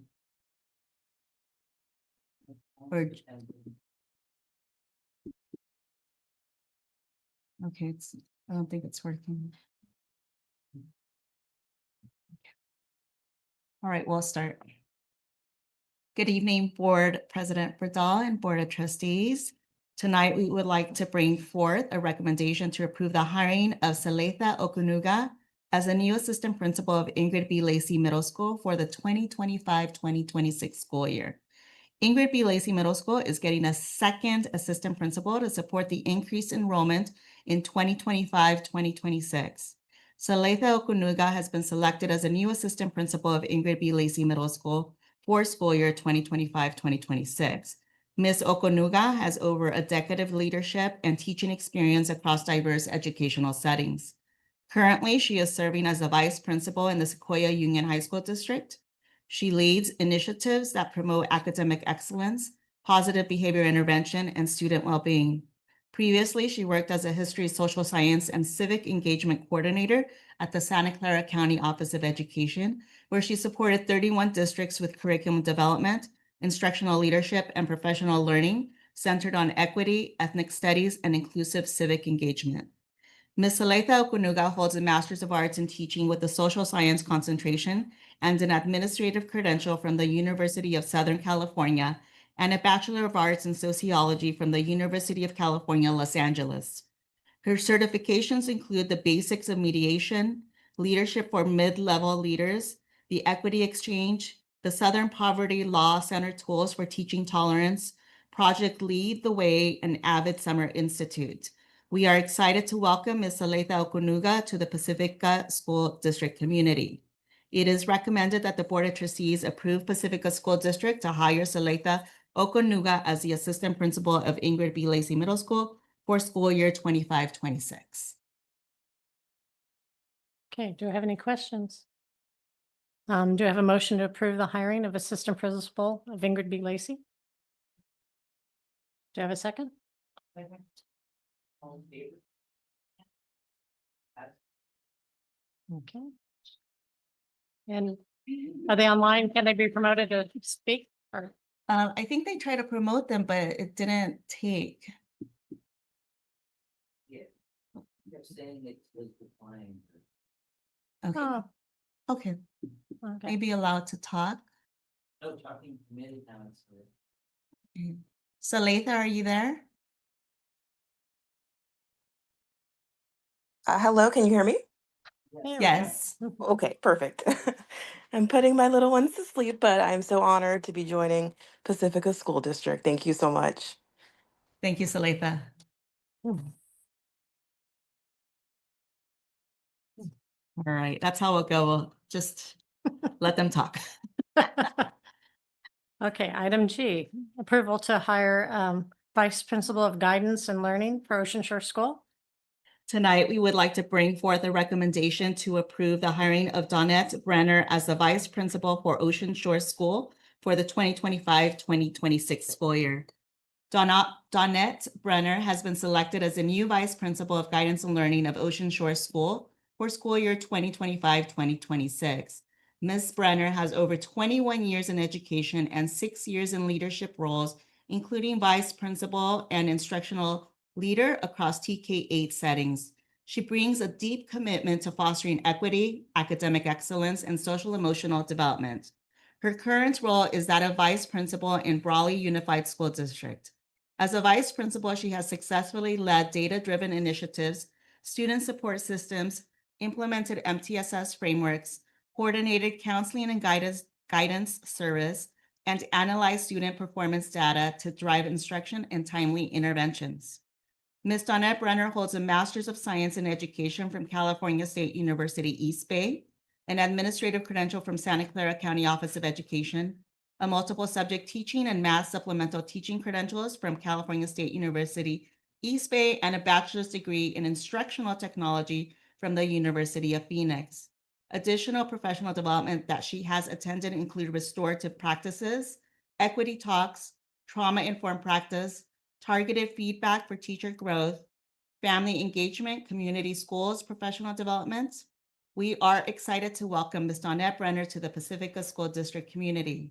It is recommended that the Board of Trustees approve Pacifica School District to hire Donette Brenner as the Vice Principal of Ocean Shore School for the school year 2025-2026. Are there any questions?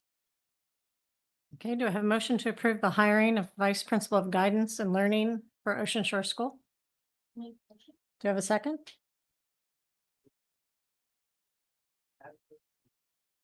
She was here most of the meeting, but I don't see her. I'm here. Hello. Oh, you, okay. I'm here. I'm so honored and I'm so grateful. Thank you so much. And I'm so excited to join Pacifica. I'm in Gilroy. I just drove down 9 hours so I can start the process of moving to Pacifica. Thank you. You guys have long board meetings. Thank you, Donette. Thank you. Thanks for staying up so late. Thank you. Okay, item H, declaration of need for fully qualified educators for the 2025-26 school year. Dr. Torres? We would like to bring forth a declaration of need for fully qualified educators. The declaration of need is annually submitted to the Commission on Teacher Credentialing that allows for flexibility should unforeseen circumstances arise to fill a teaching position with the teacher not fully credentialed. The form contains a projected number of needed emergency permits and limited assignment permits for fully qualified educators across the identified categories.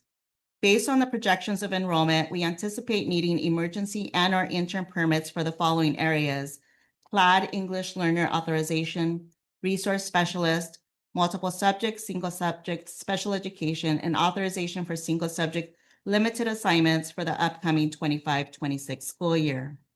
It is recommended that the board approve the declaration of need for fully qualified educators for the 25-26 school year. Okay, are there any questions? Do I have a motion to approve the declaration of need for fully qualified educators for 2025-26? Do I have a second? Martha?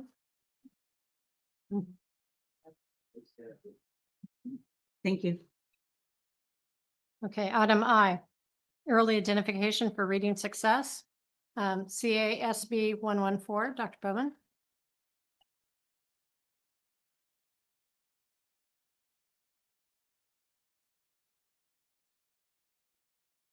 Well, thank you for the opportunity to speak again. We are excited to announce that we are recommending the adoption of a reading identification screener for a new law, SB 114. At the beginning of the 25 and 26 school year, all kindergarten through second grade students must be screened for reading difficulties, and it must have been from a list. It must be from a list of approved screeners. And there are criteria and requirements that will go along with this, including 45-day notification. There's a 15-day opt-out process. And then once we have any identification of us identifying students at risk, then they are getting required to get services. We are looking at what we could do to support those children that are identified at risk. This is just recognizing that they may be below like reading awareness or word fluency, and what can we do to support them? It doesn't mean that the child has a disability or needs a specialized academic plan. It is to support them to go through the MTS framework through Tier 1 and Tier 2. We were really proactive for the approach for the SB 114. Starting of September of this past school year, we began using DIBELS, and the assessment is called M-Class K through third grade. This was part of the initiative for Big Lift and the assessment that we used to monitor progress. In January of this year, we piloted the in-class program, and it has an assessment called RAN, which is the Reading Assessment Screener. And then we have now gotten feedback, we've gotten information, and we're requesting approval for the Dibbles in-class RAN to be used as Pacifica's reading screener to meet the qualifications of SB 114. It is state approved. It looks at literacy skills. It flags at risk and tracks the progress. And it includes the rapid naming RAN that is part of the needed screener. There's specific criteria for what meets at risk. And again, this is an area where we can use this information to prevent any, or hopefully prevent any additional reading difficulties or any concerns where they're not learning their skills. The reason for the assessment through the state is to recognize if there are any visible symbol inaccuracy, the letter formations and the nonsense words and other sight words. And this will allow us to monitor kids if they are behind the grade level expectations. And the system will also allow us to track any of their progress for each of the years that they are K through 2. In addition to that, Big Lift has K through 3, so we're already using Dibbles for the program, so it's not an additional cost. And to be able to monitor the progress all the way through elementary school, going into the 25-26 school year, we'll have Dibbles in-class assessment for K through 5. So prior to moving on to middle school, we will have screeners of progress and tracking all the way up through 5th grade. Something that, just a quick overview, we do the screeners, we notify the teachers, and then we provide the instructional support. That might be small group instruction, it might be additional intervention from our RTI teacher. There's a range of different things that we could put in place. We know that the screener is going to need our staff to be receive more training. We have to make sure that we have clear interventions through our tier 1 and through tier 2. And we're working closely with Martha and the framework for MTSS to make sure that our both of our offices aligned. And we want to make sure that we have family and caregiver engagement. We've been extremely cautious and careful. If any parent that gets a letter for their K to 2nd grader that says they have a reading difficulty, I'm sure as a parent I'd be like, what do I need to do? And so we are doing parent education. We actually started this evening. We had 100 parents attend, super excited, and a large number that are going to be doing the screener throughout the school year, but making sure the parents understand that this is not a disability or something that is a permanent cause of being behind. It's just to give us the information we need to monitor and ensure that whatever difficulties that child may have, that we are acknowledging it and putting things in place. At this time, we are asking for approval of the Dibbles M-Class screener meeting the SB 114 requirements established by CDE.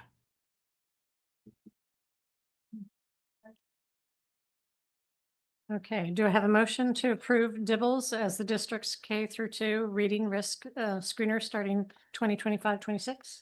Do you have a second? Thank you. Thank you.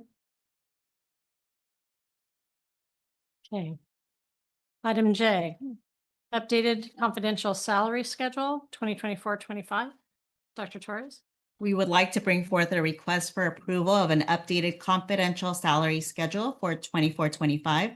The update was necessary because there was an error on the hourly calculation in column D4 that has now been corrected in the updated confidential salary schedule 24-25. It has also been updated on the website. Therefore, it is recommended that the Board of Trustees approve the updated confidential salary schedule 24-25. Are there any questions? Do I have a motion to update the confidential salary schedule for 24-25? I'll make a motion. Do I have a second? Okay. Thank you. Okay. Okay. Item K, addition of regular board meeting on June 18th, 2025. And that was going to be Dr. Williams, so. Okay, Huh? Oh, okay, or I can read what's on here either way. So we need to add a regular board meeting so that you can approve both the LCAP and the adopted budget, which is a follow-up to public hearings that were this evening. Has to happen before June 30th. Okay. And it has to happen at a regular board meeting, so. Do I have a motion to add the regular board meeting on June 18th? Okay, do I have a second? Okay. All in favor? Okay. Item 12, Board of Trustees and Superintendent's recap and future agenda items. We'll be here next week, so. This would be under recap. Uh-huh. Is I wanted to congratulate all of the students at the. Your mic.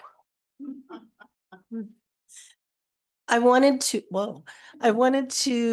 congratulate all the students of Pacifica School District who had perfect attendance. I think it might have sounded like it was just Ortega, but everybody who had perfect attendance. Thank you. Okay, any other comments? Well, we'll adjourn the meeting at 9:30. Thank you.